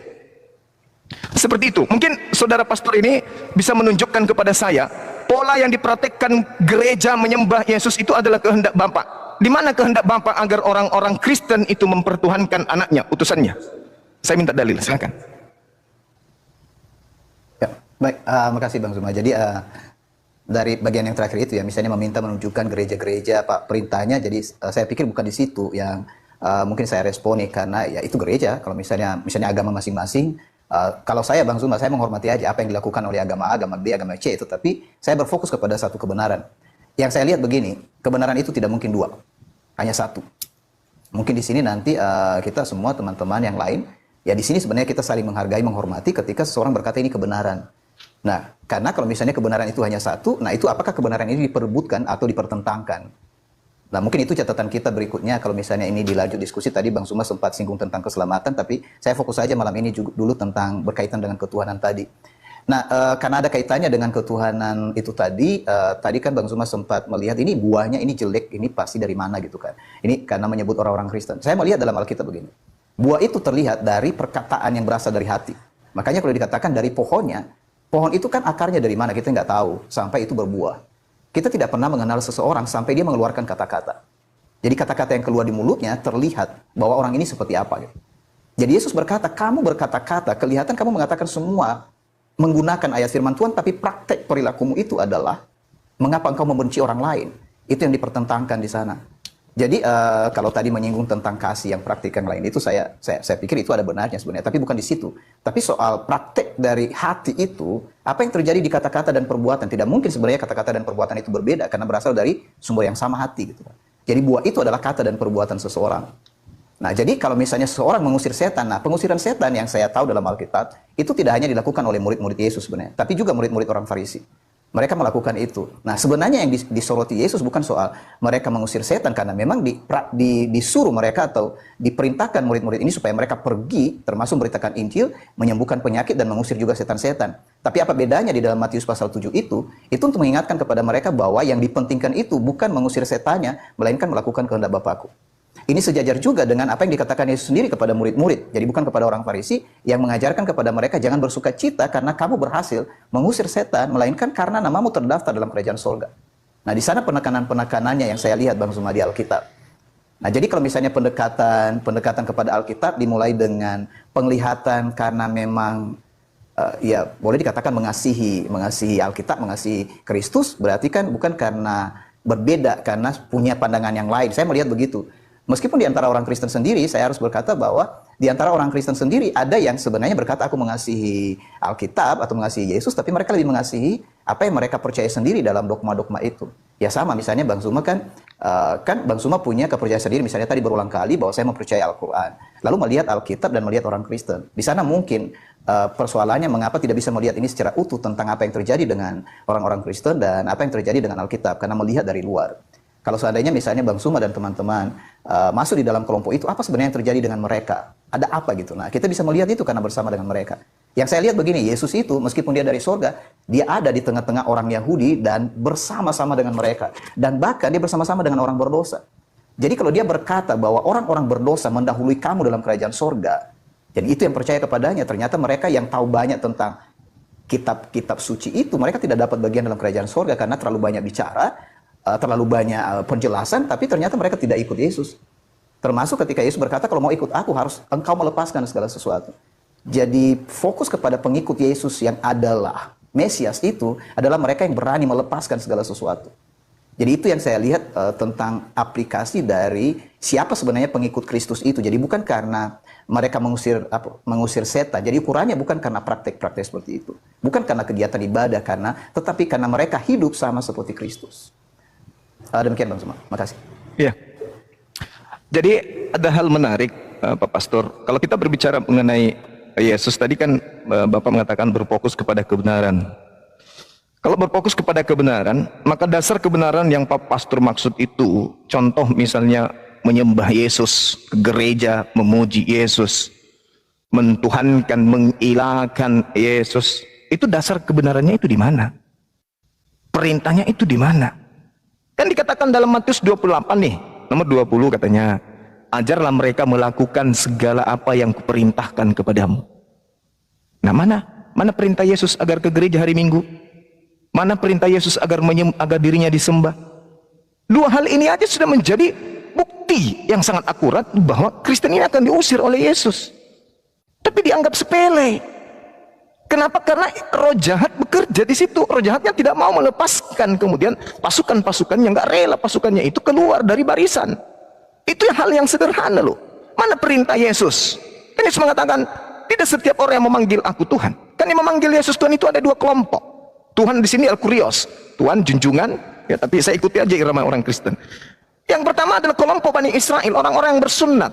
Memanggil Yesus itu Tuhan, memanggil Yesus Sayyid, memanggil Yesus itu Maran, Tuhan, Kurios, Tuhan. Itu kelompok orang Yahudi. Tetapi kelompok Yahudi yang satu ini, mereka melaksanakan segala apa yang Bapa perintahkan. Makanya dalam Matius 23 diterangkan, orang-orang Yahudi, ahli Taurat dan orang Farisi telah menduduki kursi Musa. Kata Yesus, tetapi dengarkanlah semua perkataan mereka, namun jangan kamu mengikuti pekerjaan mereka. Sebab mereka mengatakan tapi mereka tidak mempraktekkan. Mereka berbicara Taurat tapi mereka tidak mempraktekkan. Jangan ikuti, kata Yesus. Nah, apa bedanya dengan Kristen hari ini? Cerita tentang Torah, cerita tentang Nabi Musa, cerita tentang Elohim, cerita tentang Bapa, tapi pada praktiknya apa yang mereka lakukan? Malah disembah Yesusnya, ya kan? Malah mengimani ajaran Paulusnya. Yesus mengatakan Lukas 16 nomor 17, lebih mudah langit dan bumi ini lenyap daripada setiti hukum Taurat itu bantang. Paulus mengatakan apa? Efesus 2 nomor 15, dengan matinya Yesus di atas tiang salib, maka dia telah membatalkan hukum Taurat beserta segala ketetapan dan perintah yang ada di dalamnya. Lah, Kristen justru mengikuti Paulus. Sementara Yesus sudah menerangkan, bukan setiap orang yang berseru. Jadi kelompok saat itu berseru Tuhan kepada Yesus dalam maksud kurios. Tetapi mereka melakukan kehendak Bapa. Mereka sabat, mereka tidak makan babi, mereka sunat, mereka melakukan apa yang diperintahkan oleh Bapa dalam hukum Taurat. Kelompok yang kedua, Kristen, memanggil Yesus juga Tuhan, tapi ibadah mereka bukan kehendak Bapa. Agama mereka bukan melakukan kehendak Bapa. Contoh ibadah Minggu, mana ada perintah Bapa ibadah Minggu? Makan babi, mana ada perintah Bapa makan babi? Tidak bersunat, mana ada perintah Bapa jangan bersunat? Malah Paulus mengatakan di Galatia 5 nomor 2, apabila kamu menyunatkan dirimu, Yesus Kristus tidak berguna bagimu. Sementara Sang Tuhan Elohim mengatakan dalam Kejadian 17:14, barang siapa yang tidak bersunat, maka dia akan dilenyapkan dari sebangsanya karena dia telah membatalkan perjanjian kekalku. Jadi sangat bertentangan. Kehendak Bapa apa, yang dilakukan Kristen itu apa? Jadi ada dua kelompok. Kelompok ini Yahudi taat kepada Yesus, taat kepada Elohim, memanggil juga Yesus Tuhan dalam arti kurios, tetapi melakukan kehendak Bapa. Kelompok yang kedua memanggil Yesus Tuhan dalam arti theos, tetapi celakanya tidak melakukan kehendak Bapa, malah melanggar semua kehendak Bapa. Jadi Yesus mengatakan waspadalah serigala yang nyamar domba. Ini domba, ini yang nyamar. Domba itu, Pak Pastor, mohon maaf nih, domba itu adalah Bani Yakub. Yeremia 50 nomor 17, Bani Yakub adalah domba. Di luar Bani Yakub bukan domba. Makanya pada saat di Matius 24 ada seorang wanita mengikuti Yesus teriak-teriak. Apa kata Yesus? Usirlah mereka, usirlah dia. Wanita itu mengatakan, bukan aku diutus? Apa dikatakan oleh Yesus di sana? Bahwa tidak patut makanan yang disediakan untuk anak-anak diberikan kepada guguk. Wanita itu mengatakan, benar Tuan. Tapi bukankah guguk makan sampah, remah-remah yang jatuh dari meja tuannya? Apa kata Yesus? Benar, besar imanmu ibu, jadilah seperti apa yang engkau inginkan. Apa yang diinginkan ibu itu? Sembuhkan anakku. Anaknya sembuh, tapi status guguknya tidak berubah menjadi domba. Justru karena dia mengakui dirinya adalah guguk, maka Yesus mengatakan, hebat kali ibu ini, imanmu benar, imanmu besar. Jadi Yesus menganggap orang-orang yang bertemu dengan dia, tapi bukan Bani Israel, dianggapnya sebagai anjing. Jadi ada yang bukan Yahudi, ngaku-ngaku Yahudi. Inilah dia kelompok dari Roma Yunani menyebar sampai Belanda masuk ke Indonesia. Mohon maaf, pendeta itu danta. Saya kira begitu ya. Kesimpulan kita mungkin sudah bisa disimpulkan ini. Daripada kita panjang-panjang lagi, mungkin ada sesi berikutnya barangkali. Ntar dulu lah. Kasih sekali 2 kali lagi lah. Oke. Silakan Pak Pastor. Mute-nya dibuka, Pak Pastor. Ke mute, Bang. Ya, Bang Andi izin di mute Bang Andi. Bang Zuma ya. Oh, Kena izin ribut, kena ribut Bang Joma. Kena Bang Zuma. Tunggu aja dulu Pak Pendeta ya. Ya, sedikit aja saya sampaikan Bang Fandi sebelum diakhiri ya. Jadi ada banyak yang disampaikan Bang Zuma, nggak mungkin saya respon semua ya. Tapi Cek. Saya juga turun ya, enggak ya? Enggak ada Bang Andi. Iya, kalau saya turun juga di sini nggak apa-apa. Enggak, izin Pak Pastor. Sebelum itu izin ya teman-teman ke band Bang Zuma nanti naik kembali. Kalau bisa ditunggu dulu Pak Pastor ya, baru Pak Pastor narasi gitu. Oh begitu, oke, baik. Ya, nanti kan bisa, kita kan nanti setelah ini masih ada sesi-sesi selanjutnya. Ini diskusi terbaik ini kalau menurut saya Pak Pastor. Baik, Bang, makasih. Ya, Nah, ini ada Bang Zuma. Ya, silakan.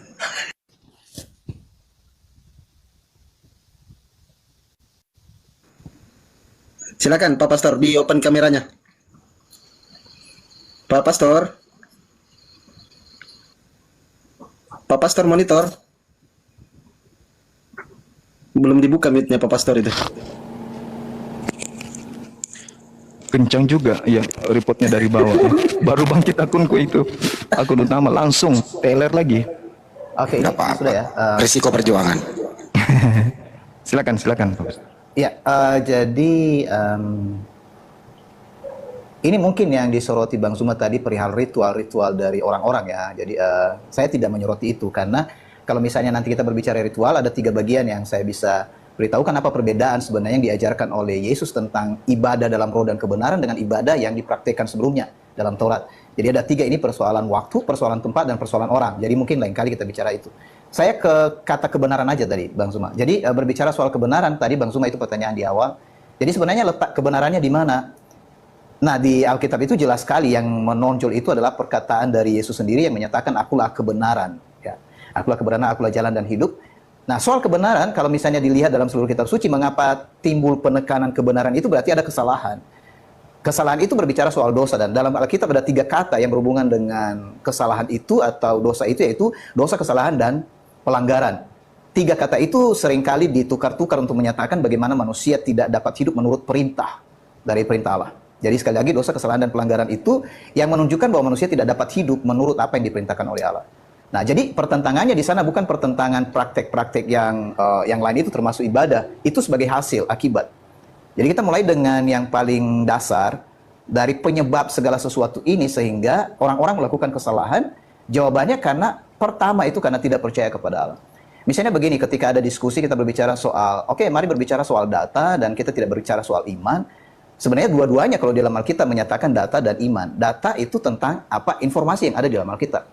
Jadi saya lihat sebenarnya tadi kan apa yang disampaikan Bang Zuma ada datanya dalam Alkitab, cuma pengertiannya yang berbeda gitu kan. Jadi misalnya mengutip ayat ini dan ayat itu, nah berbeda ketika misalnya saya mengutip ayat ini dan ayat itu, mengapa berbeda pengertian? Misalnya Bang Zuma berkata ini harus diluruskan.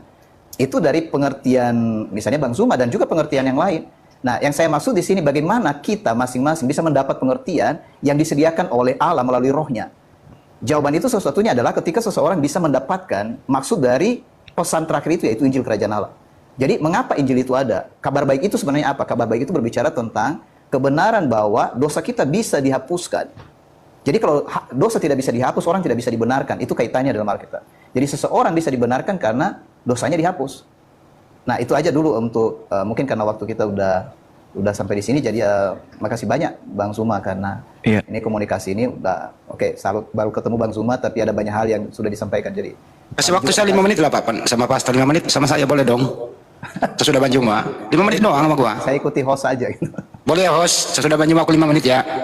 Iya, kalau Pak Pastor sih nggak keberatan silakan. Oke, silakan Bang Zuma lanjut. Iya, yang Pak Pendeta kutip itu Yohanes 14 nomor 6, akulah jalan, akulah kebenaran, akulah hidup. Tapi tidak sampai situ.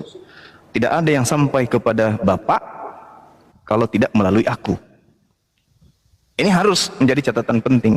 Kalau Pak Pastor mengatakan ayat dalilnya sama, Bang Zuma bacakan, Bang Zuma kasih pengertian, Pak Pastor juga kasih pengertian ini berbeda. Akulah jalan. Jalan di sini metode. Jalan itu cara. Caranya kemudian menuju kepada Elohim itu seperti apa? Yesus ajarkan. Jangan membunuh. Jangan ini, jangan itu, jangan ini, jangan itu. Jangan membunuh berarti nggak boleh bunuh Yesus. Dan di situ Kristen udah kalah di situ. Maksudnya kalau dalam arti kata konsep keagamaan Kristen justru dibangun atas pembunuhan. Akulah jalan, akulah cara, akulah metode yang harus orang-orang lakoni untuk sampai kepada Bapa. Itu pertama. Yang kedua, akulah kebenaran. Kalau Yesus adalah kebenaran, maka semua unsur firman atau sabda yang Yesus sampaikan ke tengah-tengah Bani Israel itu yang harus menjadi acuan. Karena Yesus adalah kebenaran, maka ucapan Yesus yang harus menjadi titik tumpu sebuah keimanan, bukan oknum lain. Dan yang ketiga, akulah hidup.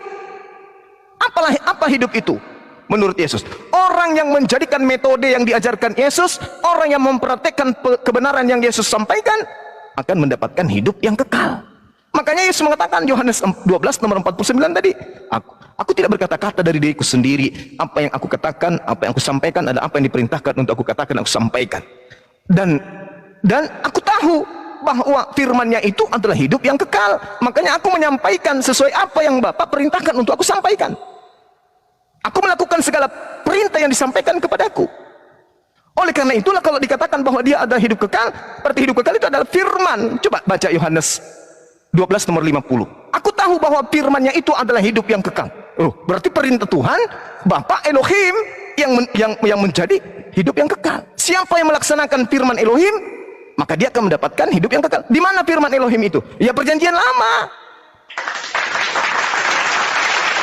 Berarti harus melakukan firman Elohim. Berarti harus melakukan hukum Taurat. Karena firman Elohim itu hanya ada di perjanjian lama. Tak ada firman Elohim di dalam perjanjian baru, tak ada. Dan aku tahu bahwa firman-Nya itu adalah hidup yang kekal. Coba Yohanes 12:50. Hebat kali Yesus itu.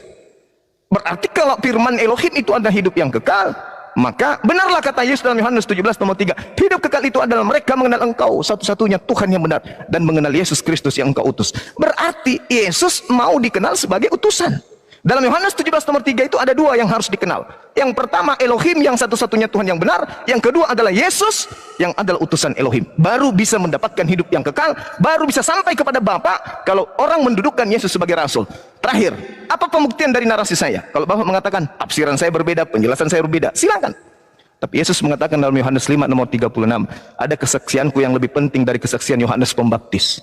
Kira-kira ilmunya Yohanes Pembaptis dibandingkan ilmunya pastor, pendeta, dan seterusnya itu tinggi mana? Lebih tinggi Yohanes Pembaptis. Karena di dalam Matius 21 nomor 31 dikatakan oleh Yesus, pemungut cukai dan pesundal lebih dulu masuk ke dalam kerajaan surga sebab mereka mendengarkan apa yang Yohanes perintahkan dibandingkan kamu. Kamu mendengarkan apa yang diperintahkan Yohanes tapi kamu tidak mengikuti. Yohanes Pembaptis, bukan Yohanes penulis Bible. Artinya bahwa Yohanes perkataannya membuat orang masuk ke dalam surga, baik itu pemungut cukai, rentenir maupun pelacur, pesundal. Berarti Yohanes ini bukan orang biasa, tetapi Yesus jauh lebih hebat. Apa kata Yesus?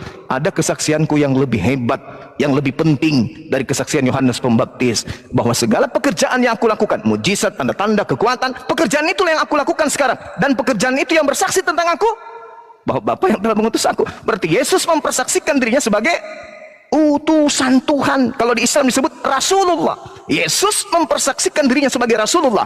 Kristen mempersaksikan Yesus adalah Allah itu sendiri, Bapa itu sendiri. Maka siapa yang salah di sini? Yesus atau gereja atau Kristen? Yesus mempersaksikan dirinya sebagai utusan. Tak ada kesaksian yang lebih tinggi dari itu. Yohanes Pembaptis kalah, hanyut dia. Yesus mengatakan ada kesaksianku yang lebih penting dari kesaksian Yohanes Pembaptis, bahwa segala pekerjaan yang aku lakukan, pekerjaan itu yang aku lakukan sekarang, dan pekerjaan itu yang bersaksi bahwa Bapa yang telah mengutus aku. Berarti Yesus bersaksi dirinya sebagai utusan Tuhan. Pekerjaan, mujizat, tanda-tanda, kekuatan itu bersaksi bahwa Yesus itu juga adalah utusan Tuhan. Tapi Kristen, saudara Pastor Z, mempersaksikan dengan keterangan yang sudah hampir sejam ini, keterangan demi keterangan, itu cakupan dari kesaksian iman bahwa Yesus itu adalah Tuhan itu sendiri. Berarti kesaksian Yesus bertentangan dengan kesaksian orang-orang Kristen. Demikian dari saya. Baik, jadi Bang Zuma, terima kasih dan teman-teman semua yang bisa ngikuti ini. Jadi seperti tadi yang saya katakan, kita berbicara misalnya Yohanes pasal 16, pasal 14 ayat 6. Jadi Yesus berkata, akulah kebenaran, akulah jalan, akulah hidup. Dalam Alkitab keseluruhannya kalau kita melihat tentang kebenaran itu apa, kemudian jalan itu apa, kemudian hidup itu apa. Jadi kalau dikatakan akulah kebenaran berarti kan sumber. Kebenaran itu sumbernya dari mana gitu. Karena Yesus berasal dari Sang Bapa. Akulah jalan berarti ini penyataan bahwa Bapa itu melakukan penyelamatan untuk memberi hidup kepada manusia melalui cara Yesus Kristus harus mati karena dosa manusia dikubur dan hidup kembali. Ini sederhananya Bang Zuma dan teman-teman. Dan yang ketiga, setiap orang yang percaya melalui jalan itu akan beroleh hidup. Itu berarti mendapatkan roh Allah kembali. Jadi untuk mendapatkan roh yang hilang akibat manusia berdosa, maka semuanya terjawab di dalam Yesus. Dengan demikian, apa masalah utama dari manusia? Jawabannya semua adalah Yesus Kristus. Nah itu penjelasan saya sederhana. Makasih, kembali. Oke, gimana Bang Handi? Bang ini masih bisa saya tanggapi? Lanjut dulu Bang Zuma, lanjut. Ya, inilah pengertian yang kita lihat dari aspek Bang Zuma dan aspek Pak Pastor itu. Kira-kira yang mana pendekatan penjelasan itu sesuai dengan apa yang Yesus ajarkan? Akulah jalan. Lari-larinya Pak Pastor bahwa Yesus itu adalah Tuhan. Tidak mungkin. Di dalam Kisah Para Rasul 13 nomor 23, orang Israel harus tahu bahwa Tuhan telah mengutus juru selamat bagi orang Israel, yaitu Yesus Kristus. Orang Israel punya juru selamat, Yesus Kristus. Seperti apa Yesus Kristus itu? Baca Kisah Rasul 2 nomor 22. Hai orang Israel, yang aku maksudkan adalah Yesus Kristus, seorang manusia yang berasal dari Nazaret, yang ditentukan oleh Allah sebagai perantara, yang diberikan kekuatan, mujizat-mujizat, tanda-tanda yang dilakukan oleh Allah melalui perantaraan Yesus.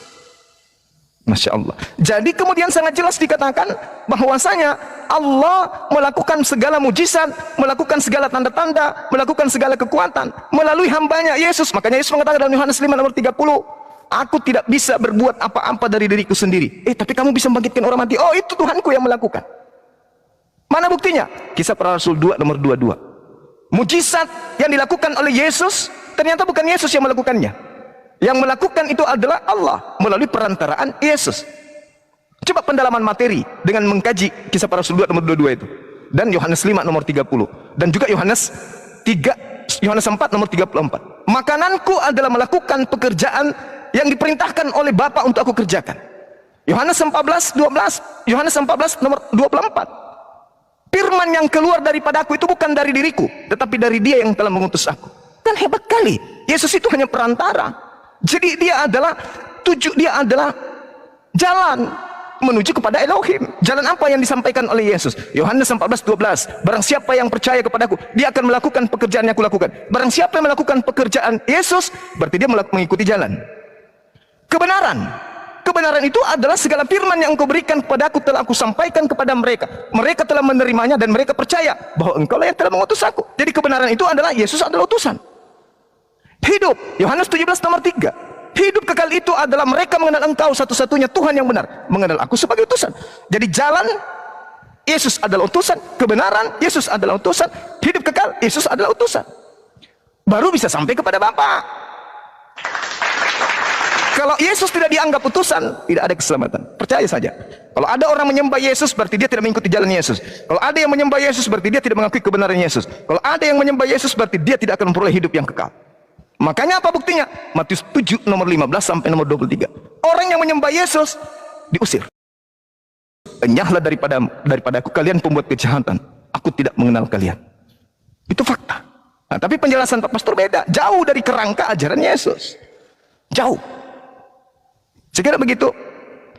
Ya, mungkin baiknya Saya kita bisa respon Bang Zuma dan Oh, boleh.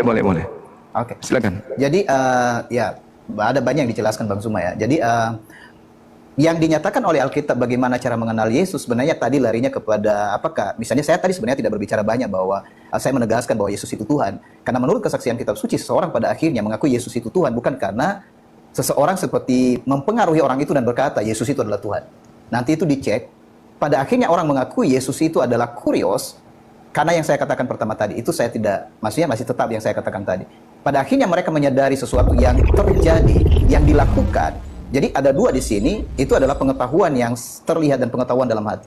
Sekalipun seseorang memiliki pengetahuan di mata, jadi sekali lagi seseorang bisa memiliki pengetahuan di mata, tapi kalau hatinya tidak diterangi, itu tidak sempurna dia mengenal sebenarnya siapa Mesias itu. Nah, saya kasih contoh begini.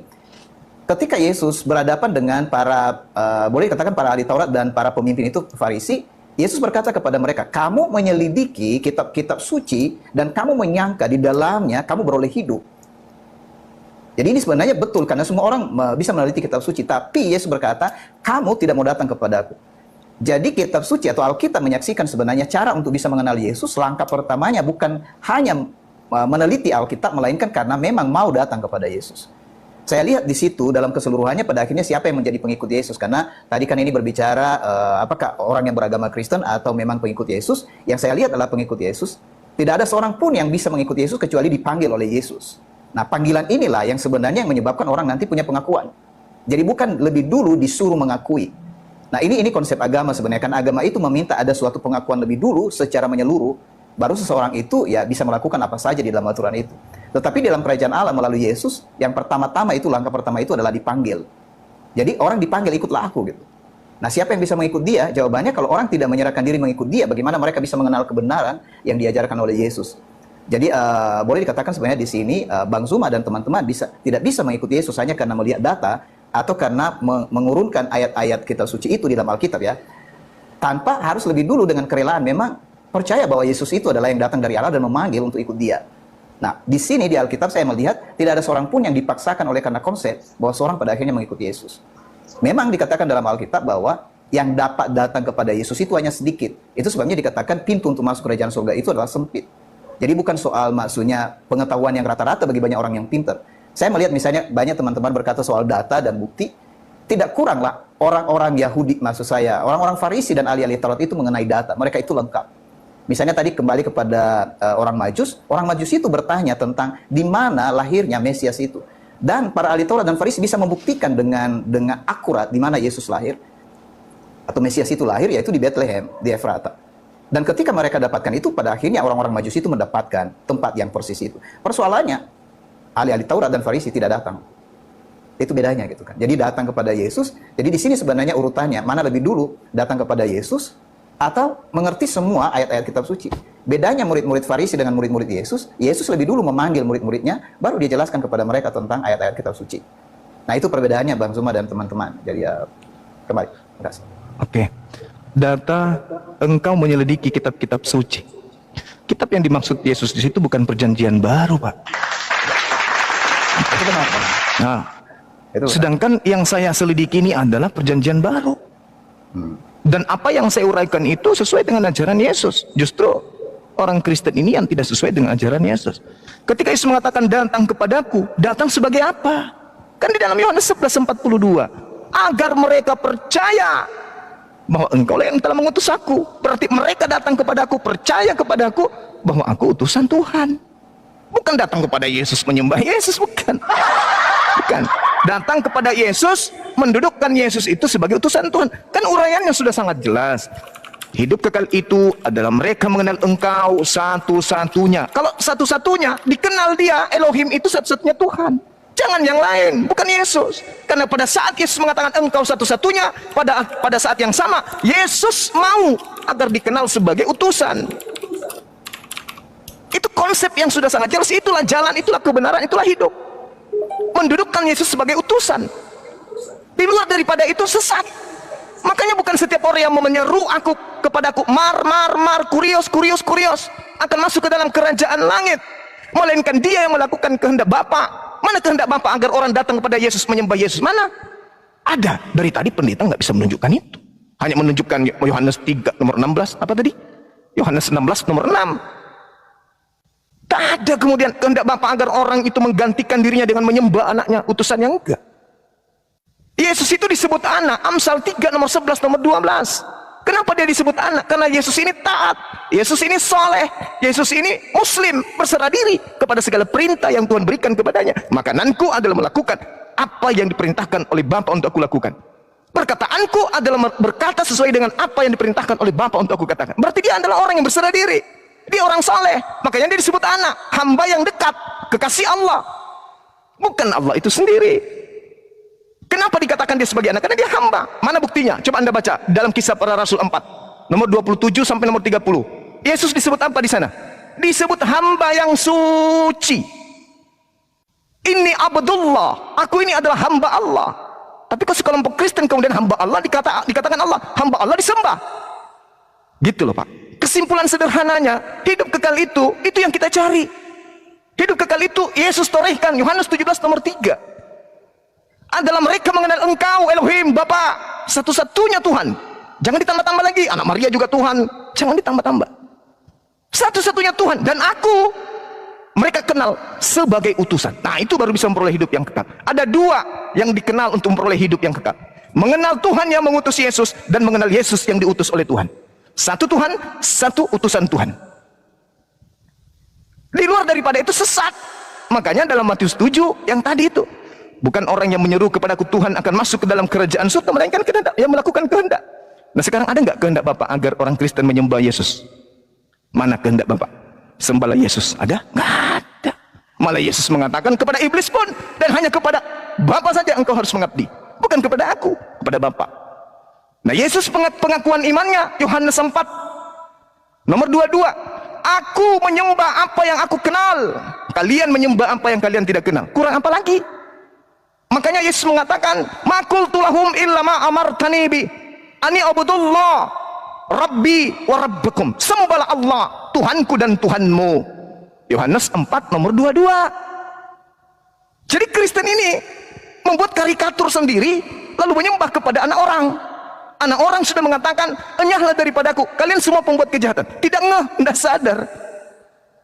Makanya muncul pertanyaan, Pak Pastor, roh apa yang merasuki kalian sampai senaif itu menyembah anak orang? Sedangkan anak orang ini memerintahkan menyembah kepada dia satu-satunya Tuhan yang benar.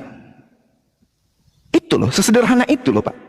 Ya tapi ada yang disebut keras kepala. Silakan Pak Pastor, saya hormat sama Anda, silakan. Ya, baik, makasih Bang Zuma. Jadi saya sebenarnya tidak tertarik dengan misalnya perbedaan kelompok, mengapa mereka lakukan ini dan lakukan itu, karena ya Bang Zuma banyak menjelaskan banyak komentar tentang itu, dan mengapa saya lebih memilih diam di situ karena saya berpikir di fokus dari apa yang hendak kita dapatkan di sini tadi tentang, karena kalau topiknya tadi adalah apakah Yesus itu hamba Tuhan. Jadi jawaban saya di sini. Disinilah letak kedua dari pernyataan Alkitab tentang Mesias itu, di mana Yesus itu memang dia hamba, karena seperti di dalam Yohanes pasal 13 ayat 13 dikatakan bahwa jika aku adalah Tuhan dan Guru dan perkataanmu itu benar, dan aku adalah yang maksudnya Tuhan, yang kurios itu, yang tertinggi, ada di tengah-tengah kamu berlaku sebagai seorang hamba gitu. Jadi praktek menjadi seorang hamba itu sebenarnya perwujudan dari pernyataan Mesias yang dijanjikan, yang tidak bisa dilihat oleh banyak peneliti kitab suci, bahwa memang dua-dua itu harus terjadi dalam diri Mesias itu. Yang pertama dia harus menjadi manusia, dan yang kedua dia datang nanti di dalam kemuliaan yang besar. Kebanyakan orang lebih setuju menerima bahwa jika dia datang dalam kemuliaan yang besar. Jadi mereka tidak suka menerima dia dalam dalam kehilangan yang tidak ada mulia tadi, seperti mengosongkan diri dan seterusnya. Jadi itu wajar saja, karena memang ada ekspektasi dari setiap orang tentang ya misalnya tentang Yesus Kristus atau tentang Mesias atau tentang pahlawan. Jadi boleh dikatakan juga murid-murid di awal sebenarnya mereka belum tahu kebenaran dengan jelas, sampai mereka di dalam mengikut Yesus selama 3,5 tahun itu diajar terus, disampaikan terus kebenaran, bahkan sampai Yesus bangkit dari antara orang mati pun mereka tidak mengerti dan tidak menangkap sebenarnya pesan Yesus itu seperti apa. Jadi kalau misalnya kita sekarang pun sehebat apapun di antara kita, apalagi kita tidak langsung bersama-sama dengan Yesus, kecuali oleh pertolongan Roh, maka kita bisa mengerti kebenaran itu. Nah, di sana letaknya, makanya saya tidak bisa memisahkan antara memang ada data, tetapi data itu harus disingkapkan oleh Roh. Dan soal kebenaran tadi harus jujur bahwa tidak mungkin orang langsung mengenal kebenaran di awal sebelum dia mengikuti Yesus. Jadi seorang harus menjadi pengikut Yesus dulu, baru bisa mengenal kebenaran, dan pembahasan itu menjadi lebih clear di antara mereka. Karena memang kebenaran itu terbuka, bukan karena mereka menjadi anggota ya dalam tanda petik seperti keagamaan, tapi memang dipanggil dalam tugas khusus itu. Jadi itu kembali kepada topik, mudah-mudahan itu menolong teman-teman. Jadi makasih penjelasan Bang Juma dengan pandangan-pandangan yang disampaikan. Yang saya lihat di sana bahwa memang kedua hal ini, apakah Yesus itu memang hamba dan memang dia adalah Tuhan. Jadi kalau misalnya dia hamba Tuhan, maksudnya hamba Sang Bapa itu, memang dia menaklukkan diri dalam seluruh hukum dari Sang Bapa. Makanya memang betul tadi yang dilakukan, aku datang untuk melakukan dan menyelesaikan, bukan hanya melakukan sebenarnya. Jadi dia datang melakukan dan menyelesaikan. Dan itu clear dalam perjalanan dan pekerjaan yang dilakukan oleh Yesus itu sendiri. Sekian dari saya, Bang. Ya, silakan Bang Zuma kalau mau sekaligus closing statement. Ya, sedikit lagi ya. Terkait dengan ungkapan-ungkapan yang Pak Pastor sampaikan harus menjadi apa dulu baru bisa tahu. Saya rasa itu akal-akalan aja. Terkait dengan kedatangan Yesus yang kedua, Pak. Yesus sendiri yang mengatakan, Yohanes 12:48. Barang siapa yang menolak aku, sudah ada tanda-tandanya, Pak. Barang siapa yang menolak aku, dia tidak menerima firman yang pernah aku sampaikan kepada mereka. Jelas itu. Barang siapa yang menolak aku, dia tidak menerima perkataanku, dan firman yang telah aku katakan itu, itulah yang akan menjadi hakimnya di akhir zaman. Bahaya itu, bahaya. Coba, barang siapa yang menolak aku, dia tidak menerima firmanku, dan firman yang aku sampaikan itu kepadamu, itulah yang kelak akan menjadi hakimnya di akhir zaman. Nah sekarang mana firman Yesus? Sembahlah aku, ibadahlah hari Minggu, janganlah bersunat, janganlah bersunat, makanlah babi. Mana firman itu? Barang siapa yang menolak aku, dia tidak menerima firmanku, dan firman yang aku katakan itu kepada mereka, firman itu kelak akan menjadi hakim di akhir zaman. Lalu mau diartikan apa lagi? Kecuali dengan akal-akalan. Oh tidak begitu Bang Suma. Lalu apa? Menolak itu artinya tidak menerima firman. Firman Yesus, dia mau dipercaya sebagai utusan Tuhan. Yohanes 11 nomor 42. Aku tahu bahwa semua orang yang mengelilingi aku di sini, aku telah mengatakannya kepada mereka agar supaya mereka percaya bahwa engkaulah yang telah mengutus aku. Aku mengatakannya agar mereka percaya bahwa aku adalah utusanmu. Siapa yang bisa membantah itu? Kesaksian Yesus, umat Islam lebih percaya daripada kesaksian Bapak Pastor, mohon maaf. Kesaksian Yesus, umat Islam lebih percaya daripada kesaksian-kesaksian orang-orang Kristen. Kesaksian orang Kristen tak ada dasarnya, tak ada pijakan datanya, tidak ada pijakan perkataan Yesus. Contoh Pak nih, kita ke gereja ngintip orang Kristen, apa yang mereka lakukan? Mempertuhankan anak Maria, menyembah anak Maria. Sekarang mana kesaksian Yesus tentang itu? Ada. Kita lihat meja makannya orang Kristen, ada anjing, ada kodok, ada semua, ada babi. Mana kesaksian Yesus tentang itu? Ada? Tak ada. Periksa nonotnya orang Kristen sampai mereka dikubur, udah tua bangkokan, tidak disunat. Mana kesaksian Yesus tentang itu? Ada? Tak ada. Jadi harapan kosong, angan-angan kosong yang Bapak katakan harus masuk dulu menjadi Kristen baru percaya. Oh, itu jebakan Batman. Batman-nya pun tidak lulus jadi Batman. Tidak bisa. Karena pola yang akan menjadi penghakiman Yesus nanti adalah segala firman yang telah ia sampaikan. Nah, cakupannya di mana, Pak? Nah, cakupannya di mana, Pak? Yohanes 17.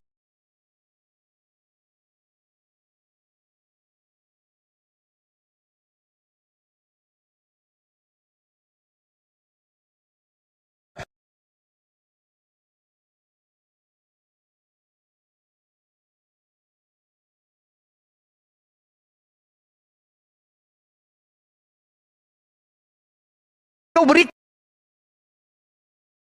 kepada aku, telah aku sampaikan kepada mereka, dan mereka telah menerimanya, dan mereka percaya bahwa engkaulah yang telah mengutus aku. Subhanallah.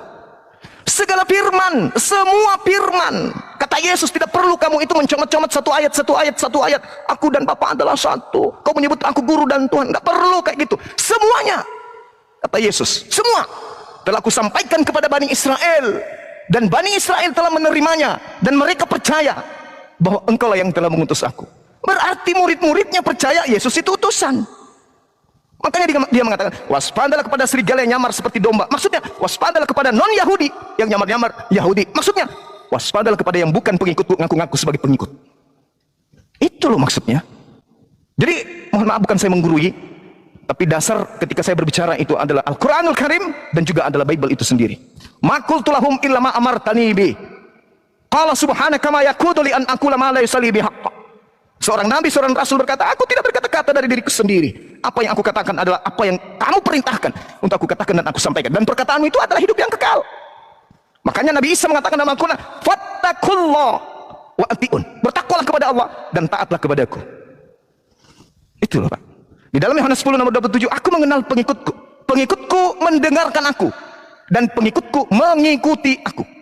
Siapa yang Bapak Pastor ikuti dengan menyembah Yesus?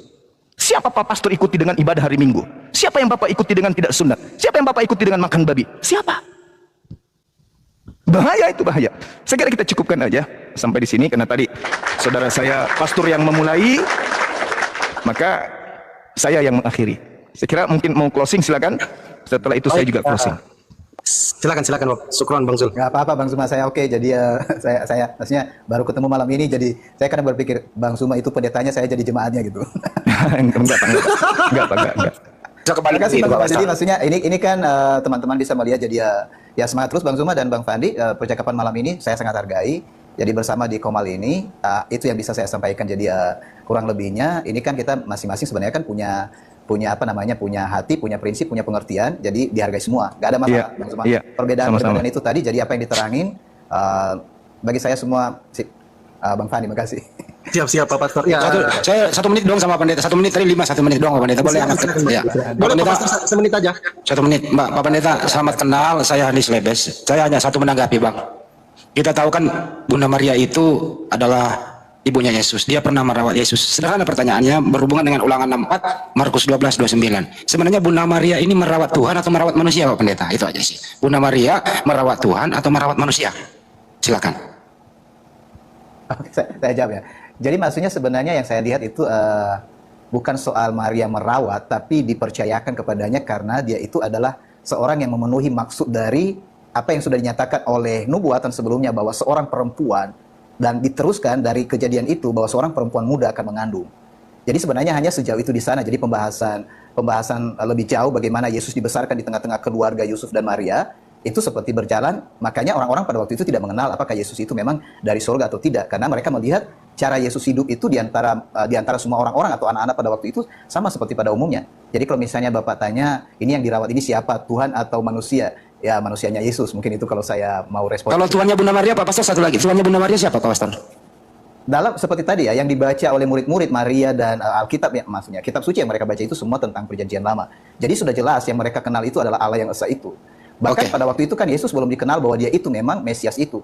Hanya sedikit. Meskipun itu diberitahukan kepada Maria, dia harus tunggu sampai selesai itu, Yesus pada akhirnya mati dan bangkit kembali. Baru mereka bisa mengenal, oh siapa dia itu yang dilahirkan oleh Maria itu dan seterusnya. Oke, makasih Pak Pastor. Artinya Tuhannya Bunda Maria beda dengan Tuhannya Pak Pastor dengan jemaatnya ya? Tidak bisa digeneralisir itu Bang, karena maksudnya lagian kita baru kenal, mungkin digeneralisir ini saya seorang pastor atau saya seorang pendeta misalnya, maka semua pendeta sama atau pastor sama. Jadi saya lebih suka begini, dari percakapan-percakapan ini kita bisa mengenal detail teman-teman. Makasih, saya kembalikan. Oh, ini waktu saya habis. Bang Andi atau Bang Andi menjadi Ya, lanjut. Terima kasih.